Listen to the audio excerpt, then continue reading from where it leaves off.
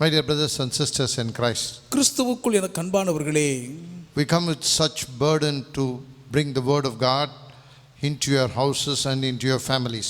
உங்கள் வீடுகளுக்குள்ளாக குடும்பங்களுக்குள்ளாக மிகுந்த பாரத்தோடு கர்த்தருடைய வார்த்தையை நாங்கள் கொண்டு வருகிறோம். And it is for you to accept it or to reject it. இதை ஏற்றுக்கொள்வதும் நிராகரிப்பதும் உங்களிடம்தான் இருக்கிறது. As Jesus was talking in the vision to John, யோவானுக்கு தந்த தரிசனத்தில் இயேசுவானவர் பேசும்போது he said that those who hear it with the ears attentive, let them hear it. கேட்கிறதற்கு காதுள்ளவர்கள் அதை கவனித்து கேட்க கடவுள் என்று தெளிவாக திருவுளம் பற்றினார். That means that if you are attentive, then you are saved. அப்படி என்றால் கவனித்து கேட்டால் நீங்கள் பாதுகாக்கப்படுகிறீர்கள் என்று அர்த்தம். You are saved and you are redeemed. நீங்கள் ரட்சிக்கப்படுகிறீர்கள், மீட்டுக் கொள்ளப்படுகிறீர்கள். When you are redeemed, then you are always in the plan of God. நீங்கள் மீட்டுக் கொள்ளப்பட்டு விட்டால் எப்போதும் தேவனுடைய திட்டத்துக்குள் இடம்பெற்றிருப்பீர்கள்.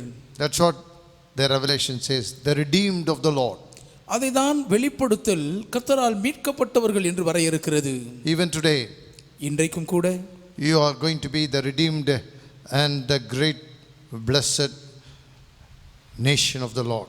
கர்த்தரால் மீட்டெடுக்கப்பட்ட மிகப்பெரிய பாக்கியம் பெற்ற மக்களாக நீங்கள் அணிவகுக்க போகிறீர்கள். Man's life is only subject to God's great providence. மனித வாழ்க்கை தேவனுடைய மகத்துவமான தெய்வீக பரிகாரங்களுக்குட்பட்டது மட்டும்தான். Yes, because when we believe upon the Lord, it is like that you are wedded to the Lord as if you are wedded to a bride or a bridegroom. ஏனென்றால் நீங்கள் கர்த்தர் மேல் மனதார விசுவாசம் வைத்திருக்கும் பட்சத்தில் மணவாளனை மணந்து கொண்ட மணவாட்டியாகவே காணப்படுகிறீர்கள். Your love is always towards your bridegroom. உங்களுடைய உச்சிதமான அன்பின் நேசம் எப்போதும் உங்கள் மணவாளனாகிய இயேசுவின் மீது மாத்திரமே நிறைந்து இருக்க வேண்டும். Your mind will be always upon your bridegroom. உங்கள் மனம் எப்போதும் உங்கள் மணவாளனையே சுற்றி சுற்றி வர வேண்டும். And that's why the Bible says that your love should be upon him always. அதைதான் எப்போதும் உங்கள் அன்பு அவர் மீது மாத்திரமே இருக்க வேண்டும் என்று வேதம் திட்டவட்டமாய் வரையறுக்கிறது. Why he brings the bride and the bridegroom into existence of Christian life?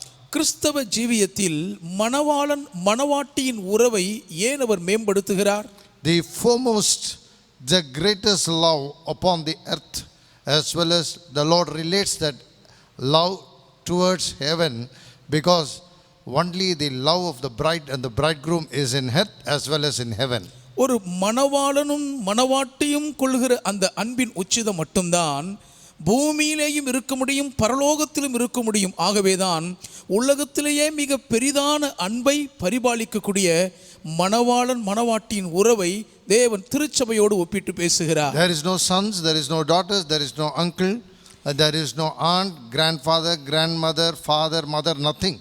தேவ ராஜ்யத்தில் கிறிஸ்தவ ஜீவிய பயணத்தில் தாத்தா பாட்டி மாமா அத்தை மகன் மகள் என்ற உறவுகளுக்கு இடமில்லை. But only the love of the bride towards the bridegroom and the bridegroom towards the bride. ஆனால் மணவாளனுக்கு நேராக மணவாட்டி உள்ளத்தை கொட்டி கொடுக்கும் அந்த அன்பும் மணவாட்டின் மீது மணவாளன் முழுவதுமாய் பொழியும் நேசத்தின் உச்சிதம் மட்டுமே கிறிஸ்தவ ஜீவியத்தில் மேலோங்கி இருக்கிறது. With that understanding, we will go into the word of God. இந்த புரிந்து கொள்ளுதலோடு கூட தேவனுடைய வார்த்தைக்குள் கடந்து வருவோம். Such is the love of Jesus Christ upon each and every one of you. இயேசு கிறிஸ்துவின் அன்பு ஒவ்வொருவர் மீதும் அப்படிப்பட்ட மேன்மையாக இருக்கிறது. Without gender, he is the bridegroom of our life. பாலின பாகுபாடு இல்லாமல் அவர் நம்முடைய வாழ்க்கையின் ஆத்தும நேச மணவாளனாய் இருக்கிறார். Yes, and more towards the women. அதிலும் பெண்கள் மீது அதிகமான நேசத்தை பொழிகிறார். Because even when he lived in this world, he proved that he was among the women, and the women was with him even death and resurrection. இக வாழ்வில் அவர் பூமியில் ஊழியம் செய்த நாட்களிலேயும் ஊழியத்தின் நாட்களிலும் சரி, மரணத்தின் காலத்திலும் சரி, உயிர்த்தெழுந்த போதும் சரி, அதிகமாக தாம் ஸ்திரீகள் பட்சம் நேசம் வைத்திருக்கிற உச்சிதத்தை வெளிப்படுத்தி நிரூபித்திருக்கிறார். Even today, இன்றைக்கும் May the Lord bless you in a greater fashion of life. மிகவும் பெரிதான ஒரு வாழ்வியல் முறையில் கர்த்தர் உங்களை ஆசீர்வதிப்பாராக. Even this day, God is going to give you the promise that what God did not share with any of the heathens. இந்த நாளிலேயும் எந்த ஒரு ஆண்டவரை அறியாத புறஜாதியாரோடு பகிர்ந்து பங்கு போடாத ஒரு வாக்குத்தத்தத்தை உங்களுக்கு கர்த்தர் கொடுக்க இருக்கிறார். You have come to the fag end of this month. ஏறக்குறைய மாதத்தின் கடைசிக்குள் வந்திருக்கிறீர்கள். But there is no end of God's blessing in your life, my dear friends. ஆனாலும் எனக்கு அன்பானவர்களே, உங்கள் வாழ்க்கையில் இருக்கும் தேவனுடைய ஆசீர்வாதத்துக்கு ஒரு முடிவே இல்லை என்பதை அறியுங்கள். Let us turn with me to the very famous chapter of the Bible, Deuteronomy 28.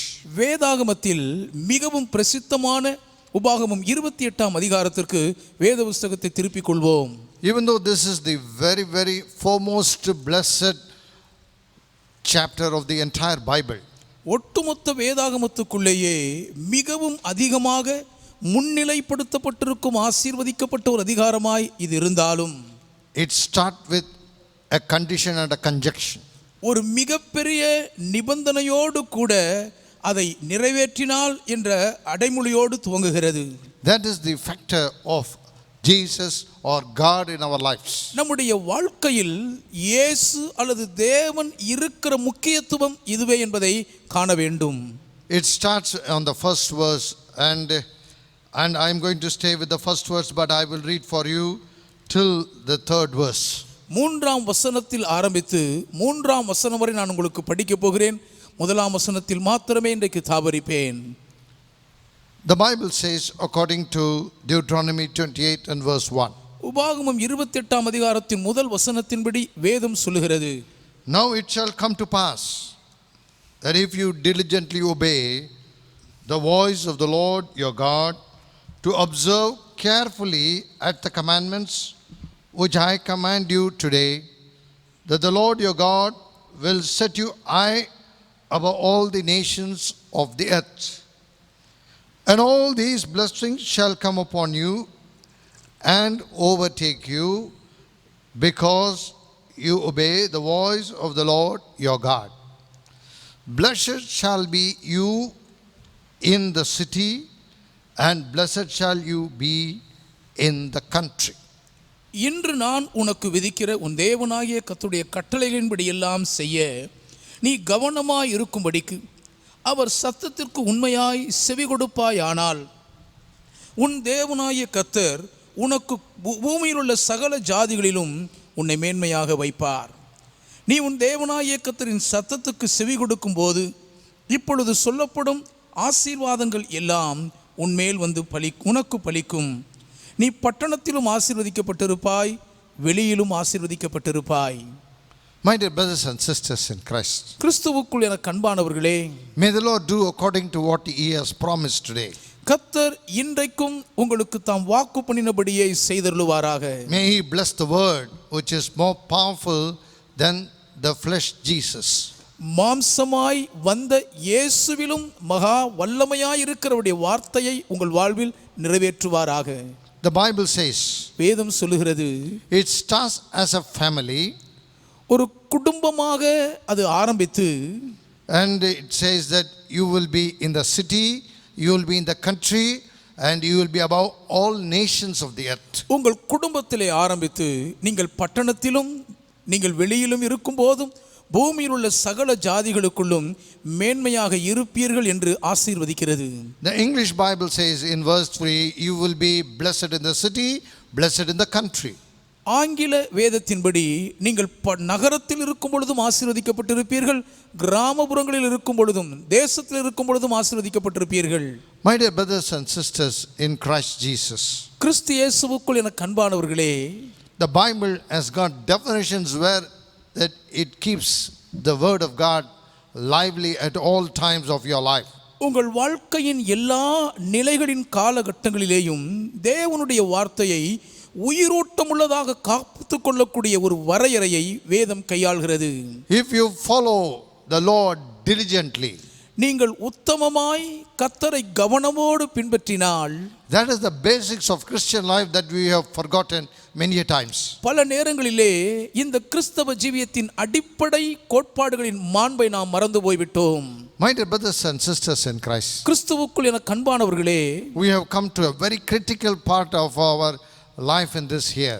இந்த வருஷத்தில் நம்முடைய வாழ்க்கையின் மிகவும் நெருக்கடியான ஒரு காலகட்டத்துக்குள்ளே கடந்து வந்திருக்கிறோம். 7 months 7 மாதங்கள் under the torture of this virus.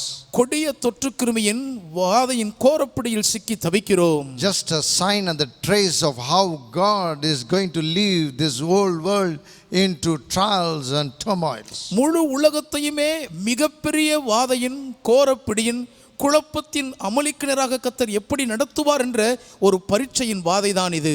Today I was in the afternoon standing before this altar. இன்று பிற்பகல் நேரம் இந்த பலிபீடத்துக்கு முன்பாக நான் நின்று கொண்டிருந்தேன்.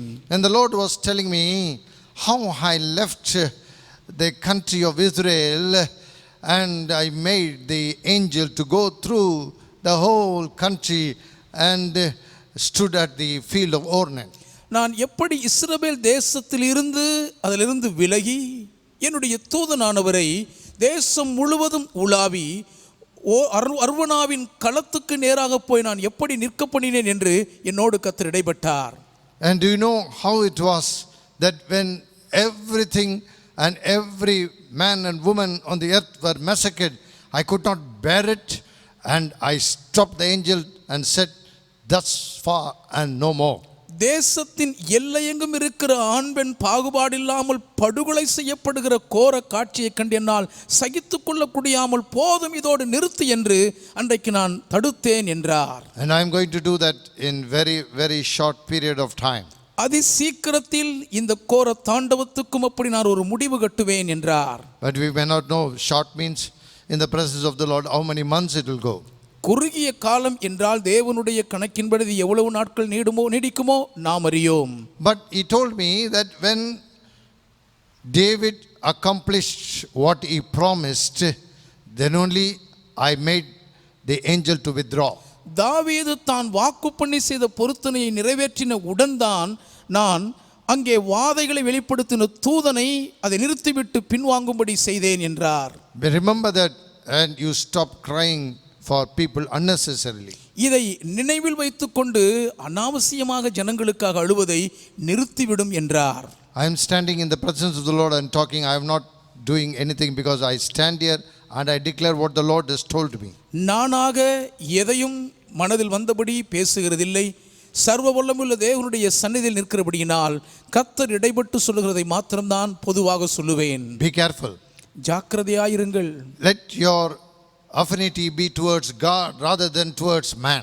உங்களுடைய பாச பந்த பிணைப்பெல்லாம் மனிதரோடு ஒட்டி உறவாடுவதற்கு பதிலாக தேவனோடு ஒட்டி கொண்டிருக்கும்படி செய்யுங்கள். What did Solomon say? Solomon என்ன சொல்லுகிறார்? Don't lean upon your own understanding. சுய புத்தியின் மேல் சார்ந்து கொள்ளாதீர்கள்.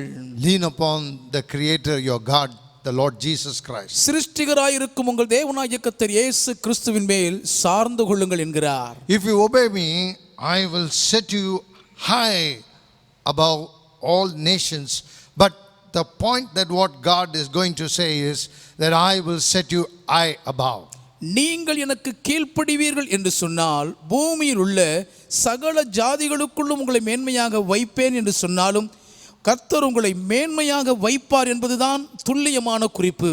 My dear brothers and sisters in Christ, கிறிஸ்துவுக்குள் என கண்பானவர்களே, today there is no clarity in Christian life. இன்றைக்கு கிறிஸ்தவ வாழ்க்கையிலே ஒரு சீரான தெளிவு இல்லவே இல்லை. If you are clarified before your Lord and proved to be that you are precious, then you have to be very careful in what you do. உங்கள் தேவனாகிய கர்த்தருக்கு முன்பாக நீங்கள் தெளிவுபடுத்தப்பட்டவர்களாக நல்லவர்கள் என்று நிரூபிக்கப்படுவீர்கள் என்று சொன்னால் நீங்கள் செய்கிற எல்லாவற்றையும் குறித்து ஜாக்கிரதையாய் கவனமாய் இருக்க வேண்டும். If one man who obeyed God very fervently in his life, it is none other than Abraham. தன்னுடைய வாழ்க்கையிலே மிகவும் உறுதியோடு ஊக்கமாக தேவனுக்கு கீழ்ப்படிந்த ஒரு மனிதர் என்று ஒருவர் இருப்பாரானால் அது ஆபிரகாமை தவிர வேறு ஒருவரும் அல்ல. And the little boy who lived under the conscious works of his father Isaac again started believing upon the Lord and faithful unto him. தன் தகப்பனுடைய மனசாட்சியின் வாழ்க்கையின் கீழ் கூடவே இருந்து வாழ்ந்து பழகப்பட்ட ஈசாக்கும் இப்பொழுது தேவனுடைய அந்த விசுவாசத்துக்கு தன்னை ஒப்பு கொடுத்து வாழ்கிறதை பார்க்கிறோம். And one day the Lord appeared to his son Isaac. ஒரு நாள் தேவனாகிய கர்த்தர் ஆபிரகாமின் குமாரனாகிய ஈசாக்குக்கு தரிசனமானார். And he came to Isaac and said, this country is going to have a severe famine. ஈசாக்கிடம் வந்து இந்த தேசம் ஒரு மகா கடுமையான பஞ்சத்தை சந்திக்க போகிறது என்றார். And you don't go, I will be with you. நீ எங்கேயும் போகாமல் இந்த தேசத்திலே குடியிரு, உன்னோடு கூட நான் இருப்பேன் என்றார். Live in this land and I will tell you what to do.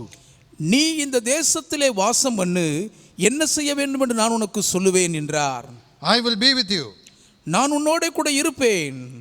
I will bless you. உன்னை ஆசீர்வதிப்பேன். And I will bless your descendants. உன் சந்ததியையும் நான் ஆசீர்வதிப்பேன். My dear brothers and sisters in Christ, கிறிஸ்துவுக்குள் எனக்கு அன்பானவர்களே, a reality to our situation in this world in this year. இந்த வருஷத்தில் இந்த உலகத்தில் தலைவிரித்தாடி கொண்டிருக்கும் நம்முடைய வாழ்க்கை நிஜமான சூழ்நிலையின் யதார்த்தத்தை பார்க்கிறோம். There is nothing that what you can say, but only God's love is the safety of our Christian life. நீங்கள் சொல்வதற்கென்று ஒன்றுமே இல்லை, ஆனால் என்னுடைய கிறிஸ்தவ ஜீவியத்தின் ஒரே பாதுகாப்பு தேவனுடைய அன்பு மட்டுமே என்பதை அறியுங்கள். Genesis 26 came to me in my mind when afternoon when the Lord gave this word. பிற்பகலில் கர்த்தர் எனக்கு இந்த வார்த்தையை கொடுத்த பொழுது ஆதியாகமம் 26ஆம் அதிகாரம் தான் என் மனதில் வந்தது. And he says, I will give all these lands. இந்த தேசத்தை எல்லாம் நான் உனக்கு தருவேன் என்கிறார். I will perform the oath that I have gave to your father. உன் தகப்பனாகிய ஆபிரகாமுக்கு நான் கொடுத்த ஆணையை நிறைவேற்றுவேன் என்கிறார். And he says, in this famine land which is going to be, that you will multiply. பஞ்சத்தால் கோர தாண்டவம் ஆடப்பட போகிற இந்த தேசத்தில் நீ பலுகி பெருகுவாய் என்றார். But the problem started one after the other. ஆனால் அதன் பின்புதான் ஒன்றன் பின் ஒன்று அடுத்தடுத்து பிரச்சனைகள் தலையெடுத்தன. But no problem came to him beyond what God can do good in his life. அவர் வாழ்க்கையில் தேவன் செய்யக்கூடிய நன்மைகளை தடுக்கக்கூடிய அளவுக்கு அதற்கு அப்பால் மிஞ்சி ஒரு பிரச்சனையையும் அவரை நெருங்க முடியவில்லை. In totality, I say, he preserved his family and he preserved his life. ஈசாக்கின் குடும்பத்தையும் அவர் காப்பாற்றினார், ஈசாக்கின் ஒட்டுமொத்த வாழ்க்கையையும் பாதுகாத்து பராமரித்தார் என்பதையே ஒட்டுமொத்த முழுவதுமான வரையறையாய் சொல்கிறேன். When the Lord said stay, the king came against him. இங்கே நீ தங்கீர் என்று கர்த்தர் சொன்ன உடனே ராஜா ஈசாக்கை எதிர்த்து வந்து விட்டான். See, that is what happening in many of our Christian lives, and people are questioning that the Lord gave such a promise on January 1st to many men of God, but why these things are happening, which is unnecessary for man to speak and get into trouble. இன்றைக்கு நம்முடைய கிறிஸ்தவ வாழ்க்கைக்கு எதிராக இப்படிப்பட்ட தேவையில்லாத அனாவசிய போராட்ட பிரச்சனைகள் தான் அநேகமாக எழும்பி ஜனவரி 1 தேதி அநேக தேவனுடைய மனுஷர் மூலமாக தேவன் என்னென்னமோ வாக்குத்தத்தங்களை கொடுத்தாரே, என்னாயிற்று என்று தேவையில்லாத கேள்விகள் இன்றைக்கு மனுக்குலத்தை வாட்டி வதைக்கின்றன. They said to him, he saved others but he could not save himself. எல்லாரையும் ரட்சித்தான், தன்னைத்தானே ரட்சிக்க திராணியில்லை என்று அவரையே எள்ளி நகையாடினார்கள். There is a deep plan of God in everyone's life. ஒவ்வொருவர் வாழ்க்கைக்குள்ளும் தேவன் வகுத்த ஒரு ஆழமான திட்டம் நங்கூரமிட்டு இருக்கிறது. Yes, it is famine. ஆம், அது பஞ்ச காலம்தான். But do you mean to say the Lord did not know what the famine is going to be for a family? ஒரு குடும்பத்துக்கு அந்த பஞ்சம் என்னவா இருக்க போகிறது என்று கர்த்தருக்கு தெரியாது என்றா சொல்ல வருகிறீர்கள்? Even today, இன்றைக்கும் கூட where are you? எங்கே இருக்கிறீர்கள்? What has happened to your family? உங்க குடும்பத்துக்கு அப்படி என்ன நடந்திருக்கிறது? Who has gone away? Who is still lingering and sticking on to you? யார் உங்களை விட்டு வெளியேறி விட்டார்கள்? இன்னும் உங்களோடு கூடவே யார் ஒட்டிக்கொண்டு உறவாடி கொண்டிருக்கிறது? Let your understanding be to lean upon God. தேவனை சார்ந்து கொள்ள வேண்டும் என்பதே உங்கள் புரிந்துணர்வாய் இருப்பதாக. The word of the Lord is obey and stay here and I will bless you. என் சொல்லுக்கு கீழ்ப்படிந்து இந்த தேசத்திலேயே தங்கி வாசம் பண்ணு, நான் உன்னை ஆசீர்வதிப்பேன் என்பதே தேவனுடைய வார்த்தை. Verse 11 says, Abimelech charged that no one should go near this family. இந்த குடும்பத்துக்கு பக்கத்திலே ஒருவனும் போகக்கூடாது, தொடக்கூடாது என்று 11ஆம் வசனத்தில் அபிமெலேக்கு ஆணையிட்டான். As I told you earlier, that even his staffs, those who labored with him, they all left him. நான் ஆரம்பத்தில் சொன்னது போல ஈசாக்கோடு கூட இருந்து பணிபுரிந்த வேலையாட்கள் அலுவலர்களும் அவரை விட்டு பிரிந்து போய்விட்டார்கள். Isaac became alone with his two sons. 2 குமாரரோடு மாத்திரம் ஈசாக்கு தனித்து விடப்பட்டிருக்கிறார். But he never disobeyed God. ஆனாலும் ஒருபோதும் தேவனுக்கு கீழ்ப்படியாமல் மாத்திரம் போய்விடவில்லை. God's command is towards him, king's command is against him. தேவனுடைய கட்டளை அவருக்கு நேராக வந்திருக்கிறது, ராஜாவின் கட்டளையோ அவருக்கு எதிராக பாய்கிறது. The Bible says in verse 5, 5ஆம் வசனத்தில் வேதம் சொல்லுகிறது, your father obeyed and kept my charge. உன்னுடைய தகப்பன் கீழ்ப்படிந்து என்னுடைய நியமங்களையும் பிரமாணங்களையும் கைக்கொண்டார். Yes, he kept my charge, my commandments and my statutes, my laws, 4 things.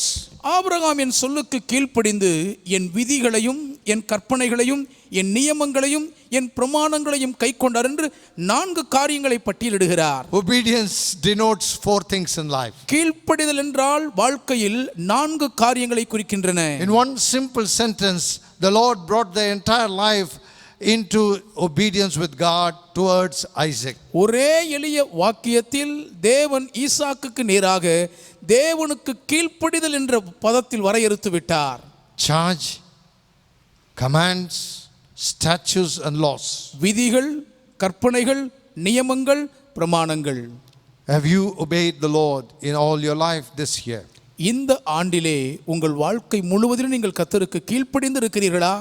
Having the form of godliness but denying the power of God. தேவ பக்தியின் வேஷத்தை தரித்து தேவ பலனை மறுதலிக்கிறவர்களாய் இருந்திருக்கிறீர்களா? And in that land where famine, he believed that it is not going to be famine for him. பஞ்சம் கோர தாண்டவம் ஆடிக்கொண்டிருக்கும் அந்த தேசத்தில் தனக்கு பஞ்சம் வராது என்று அவர் நம்பி விசுவாசித்தார். That is the belief of God's children and faith God creates in them. தேவனுடைய பிள்ளைகளுடைய விசுவாசம் அதுவே. அவர்களுக்குள் தேவன் இந்த விசுவாசத்தை தான் உருவாக்குகிறார். One family getting rose to greater heights. ஒரே ஒரு குடும்பம் நினைத்து பார்க்க முடியாத சிகரம் தொடும்படி ஆசீர்வாதத்தில் உயர்கிறார்கள். Don't have unbelief. அவிசுவாசமாயிராதீர்கள். Unbelief is sin. அவிசுவாசம் ஒரு கொடிய பாவம். Isaac sowed in that famine land believing that God has prepared this family for greater purpose. பெரிதான நோக்கத்தை முன்னிட்டு இந்த குடும்பத்தை தேவன் ஆயத்தம் பண்ணி இருக்கிறார் என்று ஈசாக்கு முழுவதுமாக தேவனை விசுவாசித்து அந்த பஞ்சதேசத்தில் விதைத்தார். That's what he says in Deuteronomy 28:1. If you diligently hearken to all what I have told you. அதை தான் உபாகமம் 28 முதல் வசனத்தில் நான் உங்களுக்கு விதிக்கிற எல்லா கட்டளைகளையும் படி செய்ய நீங்கள் கவனமாய் எனக்கு செவி கொடுப்பீர்களானால் என்று வரையறுக்கிறார். My dear brothers and sisters in Christ. ஆம், கிறிஸ்துவுக்குள் என கண்பானவர்களே, With or without the head of the family you are living. நீங்கள் குடும்ப தலைவனோடும் இருக்கலாம், குடும்ப தலைவன் இல்லாமலும் வாழ்ந்து கொண்டிருக்கலாம். That is not important. அது ஒன்று முக்கியம் இல்லை. The head of your family is the Lord God of Israel. எப்படி பார்த்தாலும் இஸ்ரவேலின் தேவனாகிய கர்த்தர் ஒருவரே உங்கள் குடும்பத்தின் தலைவராய் இருக்கிறார். There is changes which have happened in your life, but that will not affect you anymore. உங்கள் வாழ்க்கையில் நினைத்து பார்க்க முடியாத மாற்றங்கள் ஏற்பட்டிருந்தாலும் எவ்விதத்திலும் அது உங்களை பாதிக்காது. The king came against, but the Lord was in favor of Isaac. ராஜாவே எதிர்த்து விரோதமாய் வருகிறான், ஆனாலும் தேவனோ ஈசாக்குக்கு சாதகமாக தயவு செய்ய The வந்தார். command of death is upon the family. குடும்பத்தின் மீது ஒரு மரண கட்டளையின் தீர்ப்பு விதிக்கப்பட்டிருக்கிறது. But the Lord started working great things. கர்த்தரோ அவர் வாழ்க்கையில் பெரிதான காரியங்களை செய்ய ஆரம்பித்து விட்டார். God brought a challenge to the king and to the people that my family will live like this. என்னானாலும் என் குடும்பம் இப்படிதான் ராஜ மேன்மையோடு வாழும் என்று அந்த தேசத்தின் ராஜாவுக்கும் குடிமக்களுக்கும் தேவன் சவால் விட்டார். His works were rewarded. அவருடைய கிரியைகளுக்கு பலன் அளிக்கப்பட்டன. Hallelujah. Hallelujah. Thy work shall be rewarded. That's what the psalmist says. உன் செய்கைக்கு தக்க பலன் கிடைக்கும், உன் கிரியைகளுக்கு பலன் ஒன்றுதான் சங்கீதக்காரர் சொல்லுகிறார். And that is what God is doing here in the life of Isaac and his family. அதையே தான் இங்கே ஈசாக்குக்கும் ஒரு குடும்பத்துக்கும் தேவனாகிய கர்த்தர் செய்கிறார். Please understand today. இன்று தயவாய் புரிந்து கொள்ளுங்கள். I got no other way to speak, only in this manner I can. இந்த விதமாக தான் பேச முடியுமே, வெளியே வேறு விதமாக பேச முடியாது. Lord lifts a family called Isaac. ஈசாக்கு என்னும் ஒரு குடும்பத்தை தேவன் உயர்த்துகிறார். And that family arose into the greater heights before the whole people of the kingdom of Abimelech. அபிமெலேக்கின் ராஜ்யத்தை சார்ந்த எல்லா ஜனங்களுடைய கண்களுக்கு முன்பாக அந்த ஒரு குடும்பம் நினைத்து பார்க்க முடியாத உச்சந்தொடும் உயரத்தில் சிறந்து நின்றார்கள். It grew and he reaped it everything. அது அவருடைய விதைகள் விளைந்து பயிராகி அனைத்தையும் அறுவடை செய்து குவித்தார். As he told one word of the challenge according to the life of Abraham, here in one word the challenge has come to fruitfulness, prospering and very prosperous. ஆபிரகாமுடைய கீழ்ப்படிதலை குறித்து ஒரு சவால் இங்கே தேவன் ஈசாக்குக்கு கொடுத்ததுபடியே இவருடைய கீழ்ப்படிதலின் விளைவு அவர் ஆசீர்வதிக்கப்பட்டு வரவர விருத்தியடைந்து மகா பெரியவராகிறார். One portion of blessing is the greatest in the entire society. ஆசீர்வாதத்தின் ஒரே ஒரு பங்கு அந்த ஒட்டுமொத்த சமுதாயத்துக்குள்ளேயே பெரிதான பாக்கியமாக This உயர்ந்தது. is uplifting a family among all families. எல்லா குடும்பங்களுக்குள்ளேயும் ஒரு குடும்பத்தை இது உயர்த்தி தூக்கி நிறுத்துவதாகும். God will exalt you to greater heights. பெரிதான உச்சந்தோடும் சிகரத்துக்குள் தேவன் உங்களை உயர்த்தி நிறுத்துவார். This is the promise. இதுவே வாக்குத்தத்தமாகும். This is the way. இதுவே வழி. God will work in your works that you do towards God in sincerity and in working on this earth. உண்மையோடும் உத்தமத்தோடும் இந்த பூமியில் செய்கிற காரியங்களிலே தேவனுக்கு நேராக நீங்கள் உத்தமமாக கவனமாக செய்யும் எல்லா செயல்களுக்கும் இதுவே தேவன் அளிக்கும் கிரியையின் பிரயாசத்தின் பலன். He told me to throw a challenge tonight. இந்த இரவு உங்களுக்கு முன்பாக ஒரு சவாலை அறைகூவலா விடும்படி The சொன்னார். God of Isaac is your God tonight. ஈசாக்கின் தேவன் இந்த இரவில் உங்கள் தேவனாக இருக்கிறார். What is the trials of your life? உங்கள் வாழ்க்கையின் பரீட்சைகள் தான் என்ன? Where do you run? எங்கே ஓடுகிறீர்கள்? You lean upon man மனுஷனை சார்ந்திருக்கிறீர்களா or you lean upon God? அல்லது தேவனை சார்ந்திருக்கிறீர்களா? Man is a manly works. என்னானாலும் மனுஷனுடைய கிரியைகள் மனுஷிகமானதுதான். But God's works are mysterious and mighty. ஆனால் தேவனுடைய கிரியைகளோ இனம் புரியாத ரகசியமானவைகள் பட் மகா Where வல்லமையானவைகள். is your God today? இந்த இரவு உங்கள் தேவன் எங்கே In இருக்கிறார்? trials seek God. பரீட்சைகளிலே உங்கள் தேவனை தேடுங்கள். When Abimelech said this family is separated, isolated. இந்த குடும்பத்தை ஊரை விட்டு ஒதுக்கி வைக்கிறேன் என்று அபிமெலேக்கு ஈசாக்கை ஓரங்கட்டிய போது, But God said, I will hold on to your hand, your work shall be rewarded. ஈசாக்கே நான் உன் கரங்களை பற்றி பிடித்துக் கொள்வேன், உன் கிரியைகளுக்கு பலன் உண்டு என்று கர்த்தர் அங்கீகரிக்கிறார். Your family will be lifted up. உங்கள் குடும்பம் உயர்த்தி நிறுத்தப்படும். His possessions became great. அவருடைய உடைமைகள் பெரிதாக அதிகரித்தன. His flocks started eating the grains and it became plenty. அவருடைய மந்தைகள் தானிய விளைச்சலை புசித்து ஏராளமாய் பெருகிற்று. King came to visit him. ராஜாவே பார்க்க வந்து விட்டான். See, that is what you will eye above all families. பூமியில் உள்ள எல்லா குடும்பங்களுக்கும் மேலாக நீங்கள் மேன்மையாக உயர்ந்திருப்பீர்கள் என்றால் அதுதான். You will be in the city and you will be in the country. நீங்கள் பட்டணத்திலும் அப்படி இருப்பீர்கள், கிராமத்திலும் அப்படி இருப்பீர்கள். King came with an appointment to meet him. ராஜா அவரை சந்திக்கும்படி ஒரு நேரத்தை ஒதுக்கி வைத்து வந்தான். He thought the king is coming to say and to have a treaty. ராஜா தன்னோடு கூட ஒரு சமாதான உடன்படிக்கைக்காக வருகிறார் என்று எண்ணிக்கொண்டார். But the king came to tell him that you have become more greater than me. ஆனால் வந்த ராஜாவோ நீ என்னிலும் பலத்தவனாய் பெரியவனாகி விட்டாய் என்று குறைபட்டுக் கொள்கிறார். Hallelujah. Hallelujah. Who is Isaac? ஈசாக்கு யார்? A wayfaring man in the land of the Abimelech and his kingship. அபிமெலேக்கின் தேசத்திலே அவன் ராஜ்யபாரத்தின் கீழ் நாடோடியாய் திரிகிற ஒரு மனிதர்தான். It doesn't belong to him on that day. அன்ற நாளிலே அந்த பூமி அவருக்கு சொந்தமானதாய் இருக்கவில்லை. But God made his land plenty.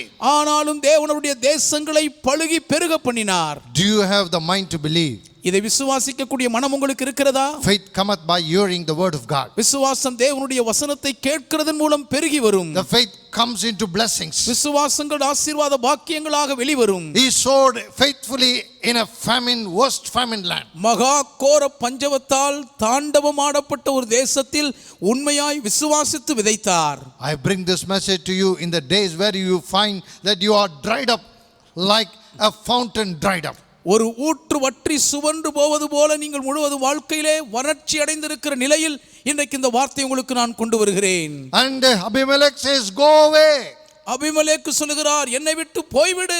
Everyone's eyes are upon you and I have become little in the eyes of this kingdom. எல்லாருடைய கண்களும் இப்பொழுது உன்னை நோக்கி கொண்டிருக்கிறபடினால் என்னுடைய ராஜ்யத்திலே நான் அற்பனாய் சிறுத்து போய்விட்டேன். I have become very little because you have become more mightier than me. என்னிலும் பலத்தவனாய் பெருகி விட்டபடினால் இப்பொழுது நான் எல்லாரிலும் சிறுத்து போய்விட்டேன். No one is greater than you. உன்னிலும் பெரியவன் ஒருவனும் இல்லை. Yes, he says that no one is greater than we, all of us.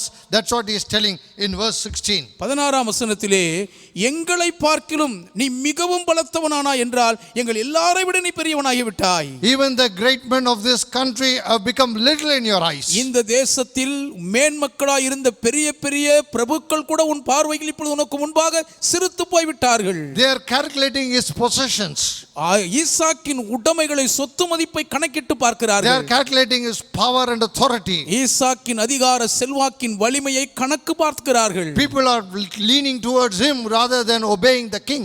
ராஜாவின் கட்டளைக்கு செவி கொடுத்து கீழ்ப்படிவதை விட இப்பொழுது ஜனங்கள் எல்லாரும் ஈசாக்கின் பட்சம் சார்ந்து கொண்டிருக்கிறார்கள். Isaac got very much joy and happiness in his heart because his God worked mighty works in him. தன்னுடைய தேவன் தனக்குள் பலத்த கிரியை வல்லமையாய் நடப்பித்தது நிமித்தம் ஈசாக்கின் உள்ளம் பூரித்து மகிழ்கிறார். And Isaac says, let me go to a better place where my father lived. ஆகவே இப்பொழுது ஈசாக்கின் தகப்பன் வாழ்ந்த இதை விட சிறந்த ஒரு இடத்துக்கு நான் போகட்டும் என்று புறப்படுகிறார். And Abimelech thought he has gone to a place where there is no water. தண்ணீரே கிடைக்காத ஒரு கோர பாலைவனத்துக்கு ஈசாக்கு போய்விட்டதாக அபிமெலேக்கு நினைக்கிறார். Abimelech thought that I have dried up everything and now all his flocks, herds, everything is going to spoil. துறவுகளை எல்லாம் நாம் தூர்த்து போட்டு விட்டபடியினால் ஈசாக்கின் மந்தைகள் அவருடைய பயிர் விதைகள் எல்லாம் அழிந்து பட்டு ஒன்றுமில்லாமல் நாசமாய் போய்விடும் என்று அபிமெலேக்கு நினைக்கிறான். And one day he thought that let me go to the place where my father was training me to go and lean upon the waters. நாள் ஒன்றிலே என் தந்தை நான் போய் சார்ந்து கொள்வதற்கு ஏதுவாக என்னை பழக்குவித்த அந்த துறவுகள் அண்டை நான் போகட்டும் என்று ஈசாக்கு புறப்பட்டு போகிறார். He dug the wells of his fathers. தகப்பனாருடைய தூர்த்து போடப்பட்ட துறவுகளை ஈசாக்கு தோண்டுகிறார். My dear brothers and sisters in Christ, கிறிஸ்துவுக்குள் என கண்பானவர்களே, நீ கிறிஸ்துவுக்குள் இருந்தால் நீ செய்வது எதுவாயினும் வாய்க்கும். ஆமென். பாலைவனமோ பஞ்சமோ நீ கையிட்டு செய்யும் எல்லா காரியமும் வாய்க்கும். உன் தேவன் உன்னோடு இருப்பாரானால் உன் தேவன் உன்னை உயர்த்துவார். உன் தேவனுக்கு நீ கீழ்ப்படிவானால் அவர் உனக்காய் உதவுவார். உன் கையின் பலனை ஆசீர்வதிப்பார். கொஞ்சத்தில் மிகுதியை காண்கிறது தான் என் கர்த்தருடைய செயல். In little you will see greater things. நீங்கள் கொஞ்சத்திலே மிகுதியை காண்பீர்கள். He started getting waters from the wilderness. வனாந்தரத்தில் வறண்ட பாலைவனத்தில் ஈசாக்குக்கு நீரோட்டம் அதிகரிக்கிறது. And Abimelech cannot believe this. அபிமெலேக்கின் கண்களால் அதை நம்ப முடியவில்லை. He sends his emissaries to quarrel with him. ஈசாக்கோடே சண்டை போட்டு வாக்குவாதம் பண்ண தன் தூதர்களை அனுப்புகிறான். This land is us, this water is ours. இந்த தேசம் எங்களுடையது, ஆகவே இங்கே நீ கண்ட துறவு தண்ணீரும் எங்களுடையது. He called that place because of the quarreling Esek. அந்த வாக்குவாதத்தின் நிமித்தம் அதற்கு ஏசேக்கு என்று பெயரிட்டார். He found another place where his father dug. அவருடைய தகப்பனார் தோண்டியிருந்த துறவின் வேறொரு இடத்தை கண்டறிந்தார். Who is his father? அவருடைய தகப்பனார் யார்? The man who obeyed the statutes, the commandments and the laws of the Lord. தேவனுடைய விதிகளுக்கும் கற்பனைகளுக்கும் பிரமாணங்களுக்கும் கீழ்ப்படிந்த மனிதர். They again came according to the command of the king and they stopped him from having good waters. ராஜாவின் கட்டளையின்படியே அனுப்பப்பட்ட அடியாட்கள் வந்தார்கள். நல்ல நீரோட்டத்தை ஈசாக்கு அனுபவிக்க கூடாதபடி தடுத்து விட்டார்கள். And he called it as Sitna.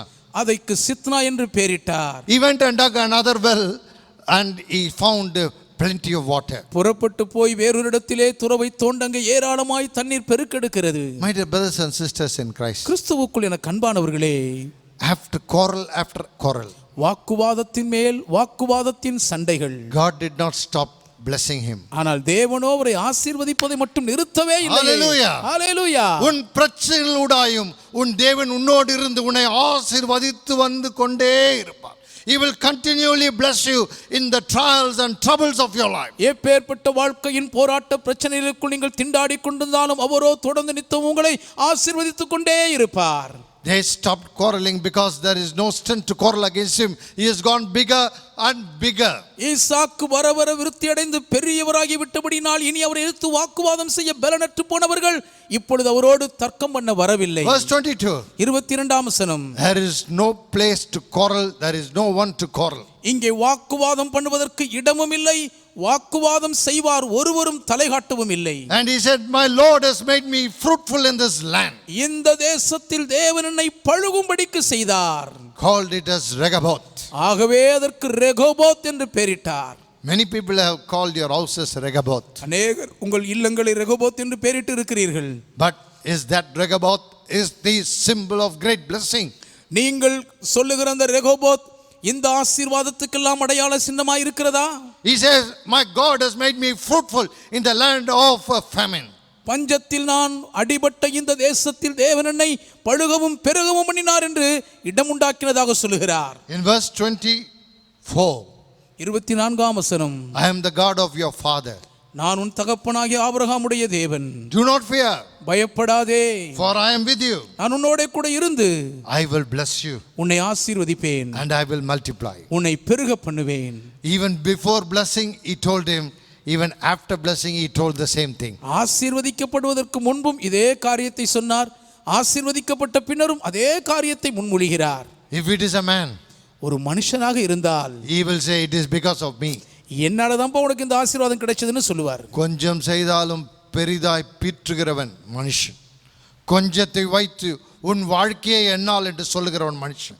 ஆனால் என் கிறிஸ்துவோ, என்னுடைய தேவன், என் அப்பன் இயேசு கிறிஸ்துவோ உனக்கு முன்பும் பின்னுமாய் இருந்து சொன்னதை நிறைவேற்றும் வரை உன்னோடு இருப்பார். Hallelujah. Hallelujah. He made Isaac a great nation in the nation where he went to live. அவர் குடியிருக்கும்படி போன தேசத்திலே ஈசாக்கை மிகவும் பலத்த பெரிய ஜாதியாக அவர் உருவாக்கினார். My dear brothers and sisters in Christ, கிறிஸ்துவுக்குள் என அன்பானவர்களே, faithfulness plays a greater role in your life. உங்கள் வாழ்க்கையிலே விசுவாசத்தின் உண்மை பெரிதான பங்காற்றுகிறது. It dares to attempt to get great blessings. அது பெரிதான ஆசீர்வாதங்களை அடைவதற்கு ஒரு பெரிய துணிச்சலோடு சவால் விடுகிறது. That's why I say fundamentally be true to God. ஆகவேதான் அடிப்படையில் தேவனுக்கு உண்மையுள்ள விசுவாசியாய் இருங்கள் என்றேன். That's why I tell you, always speak the truth. ஆகவேதான் எப்பொழுதும் உண்மையையே சத்தியமாய் பேசுங்கள் என்றேன். The truth will deliver you. சத்தியம் உங்களை விடுதலையாக்கும். The truth will exalt you. சத்தியம் உங்களை உயர்த்தி வைக்கும். Don't speak that which is not true in your life. வாழ்க்கையிலே நிஜமான சத்தியம் இல்லாததை ஒரு நாளும் பேசாதீர்கள். If you tell a lie, then the sin will lieth in your house to be dead. அப்படி பொய் சொன்னால் நீங்கள் மரிப்பதற்கேதுவாய் பாவம் உங்கள் வாசற்படியில் படுத்திருக்கும். My dear brothers and sisters in Christ, கிறிஸ்துவுக்குள் என அன்பானவர்களே, what a great man Isaac, in believing he became greater than his father. விசுவாசிக்கிறதன் மூலமாகவே தன் தகப்பனிலும் வர வர பலத்து பெரியவரான ஈசாக்கு எவ்வளவு பெரியவர். My dear brothers, just look into the life of Isaac and remember how to be like Isaac. என் அன்பு சகோதரரே, ஈசாக்குடைய வாழ்க்கையை மாத்திரம் கூர்ந்து கவனித்து பார்த்து ஈசாக்கை போல எப்படி பெரியவர்களாக வேண்டும் என்பதை சிந்தித்துக் கொண்டிருங்கள். God accomplishes all things that where you are found to be true in his sight. தேவனுடைய பார்வையில் நீங்கள் உண்மையுள்ளவர்களாக காணப்பட்டு விட்டால் உங்களுக்காக எல்லாவற்றையும் தேவனே செய்து முடிப்பார். He accomplishes everything in your life. உங்கள் வாழ்க்கைக்கு எல்லாவற்றையும் அவரே செய்து முடிக்கிறார். Because he knows what to do for you. ஏனென்றால் உங்களுக்கு என்ன செய்ய வேண்டும் என்று அவருக்கு தெரியும். He knows what can be done with what you have. உங்களிடம் இருக்கிறதை கொண்டு என்னெல்லாம் செய்ய முடியும் என்று அவர் அறிவார். Yes, he is the Lord who knows your entire life. உங்கள் ஒட்டுமொத்த வாழ்க்கையையும் துல்லியமாய் அறிந்திருக்கும் ஆண்டவர் இவர். One day a widow ran towards Elisha. ஒரு நாள் ஒரு விதவை தாய் எலிசாவை நோக்கி ஓடுகிறார்கள். And she said that I am now a widow. இப்பொழுது நான் விதவையாகிவிட்டேன் என்று பரிதவிக்கிறார்கள். Even the knowledge of Elisha did not know that she has become a widow. இவள் விதவையாகி இருக்கிறாள் என்றது கூட எலிசாவுக்கு தெரியவில்லை. In 2 Kings chapter 4 and verse 1. 2 ராஜாக்கள் 4ஆம் அதிகாரத்தின் முதல் வசனம். But I want to tell you certain things that were before I start this passage. இந்த பகுதிக்குள் செல்லும் முன்பு சில முக்கியமான காரியங்களை உங்களுக்கு நான் தெளிவாக சொல்ல விரும்புகிறேன். She came before Elisha because there were many minor prophets under that man. அந்த மனிதருக்கு கீழ் அநேக சிறிய தீர்க்கதரிசிகள் இருந்தபடினால்தான் இந்த விதவை பெண் எலிசா தீர்க்கதரிசியிடம் வந்தார்கள். And she said that this is the person who has died recently and I am the widow of that prophet. சமீபத்திலே இந்த தீர்க்கதரிசி மரித்து விட்டார், அந்த தீர்க்கதரிசியின் மனைவியாக இருந்த நான் இப்பொழுது விதவையாக இருக்கிறேன் என்கிறார்கள். And your servant, that is my husband who died, is a faithful man. உமது அடியானாயிருந்து மரித்து போன என் புருஷன் உண்மையுள்ள மனுஷன் என்றார்கள். Fear the Lord.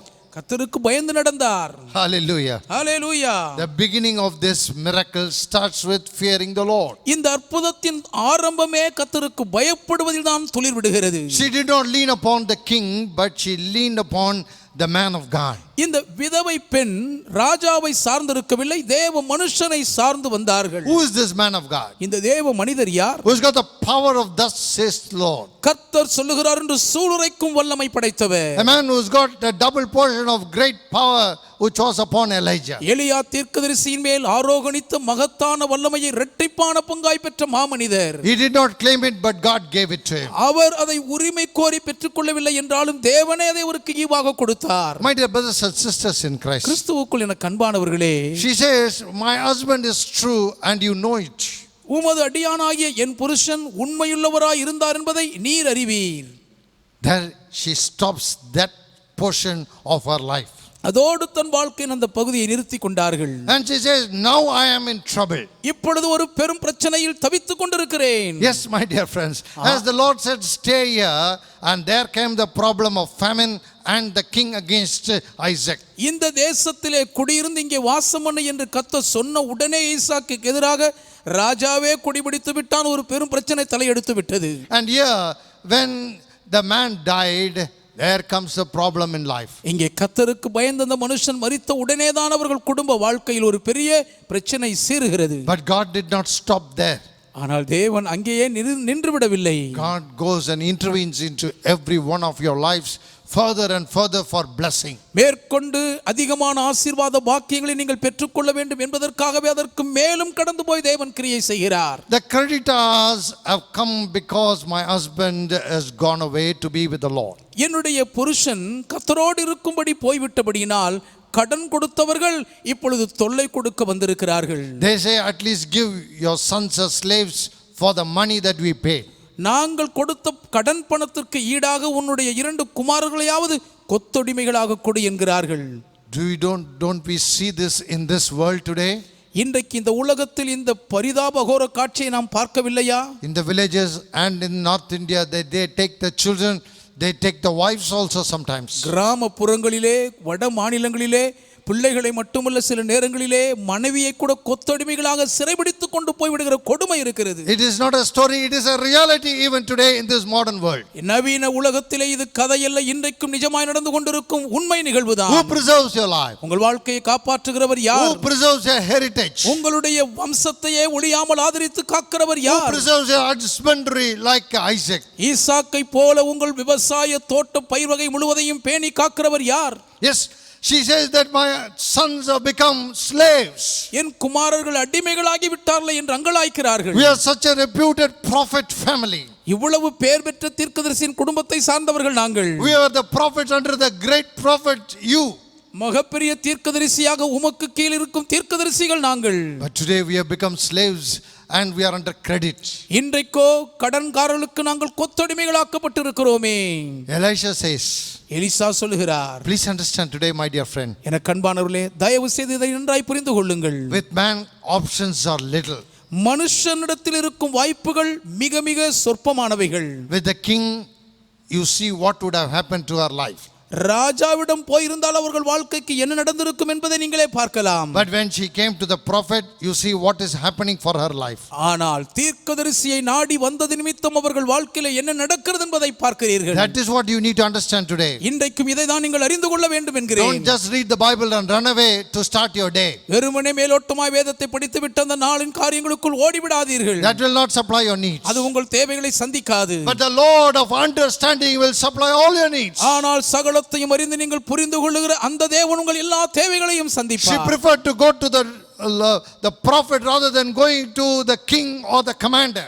ராஜாவின் உதவியை நாடி போவதற்கு பதிலாக, தளபதியை நாடுவதற்கு பதிலாக தேவ மனுஷனாகிய தீர்க்கதரிசியை நாடி போகவே அவர்கள் முன் வந்தார்கள். When he asked, what can I do for you, she has already told what she wanted. உனக்கு நான் என்ன செய்ய வேண்டும் என்று தேவ மனுஷன் கேட்பதற்கு முன்பே தனக்கு என்ன வேண்டும் என்று அவர்கள் சொல்லிவிட்டார்கள். She has got no options to give a clarity for her life. தன் வாழ்க்கையை தெளிவுபடுத்துவதற்கு வேறு வாய்ப்புகளே அவர்களுக்கு இல்லை. Where are you today? இன்றைக்கு நீங்கள் எங்கே இருக்கிறீர்கள்? You did not have anything to ask and where to start and where to end your life. வாழ்க்கையை எங்கே ஆரம்பித்து எங்கே முடிப்பது, யாரிடத்தில் போய் என்ன கேட்பது என்று தெரியாமல் திண்டாடி கொண்டிருக்கிறீர்களா? She knows only one thing, that the creditors made them to be slaves. கடன் கொடுத்தவர்கள் தன் பிள்ளைகளை கொத்தடிமைகளாக்கி விட்டார் என்ற உண்மை மட்டும்தான் இந்த ஏழை தாய்க்கு தெரியும். But she did not know the exit of it. ஆனால் அதிலிருந்து வெளிவரக்கூடிய வழிவகை அவர்களுக்கு தெரியாது. Where are you today? இன்றைக்கு நீங்கள் எங்கே இருக்கிறீர்கள்? Are you suffering in the same manner? இதே விதமாக நீங்கள் கஷ்டப்பட்டு கொண்டிருக்கிறீர்களா? I got into trials but I don't know the exit. நான் இந்த கொடிய வேதனைகளுக்குள்ளே அகப்பட்டு கொண்டேன், மீண்டு வெளிவர வழி தெரியாமல் தவிக்கிறேன். I don't know the exit of my trials to end.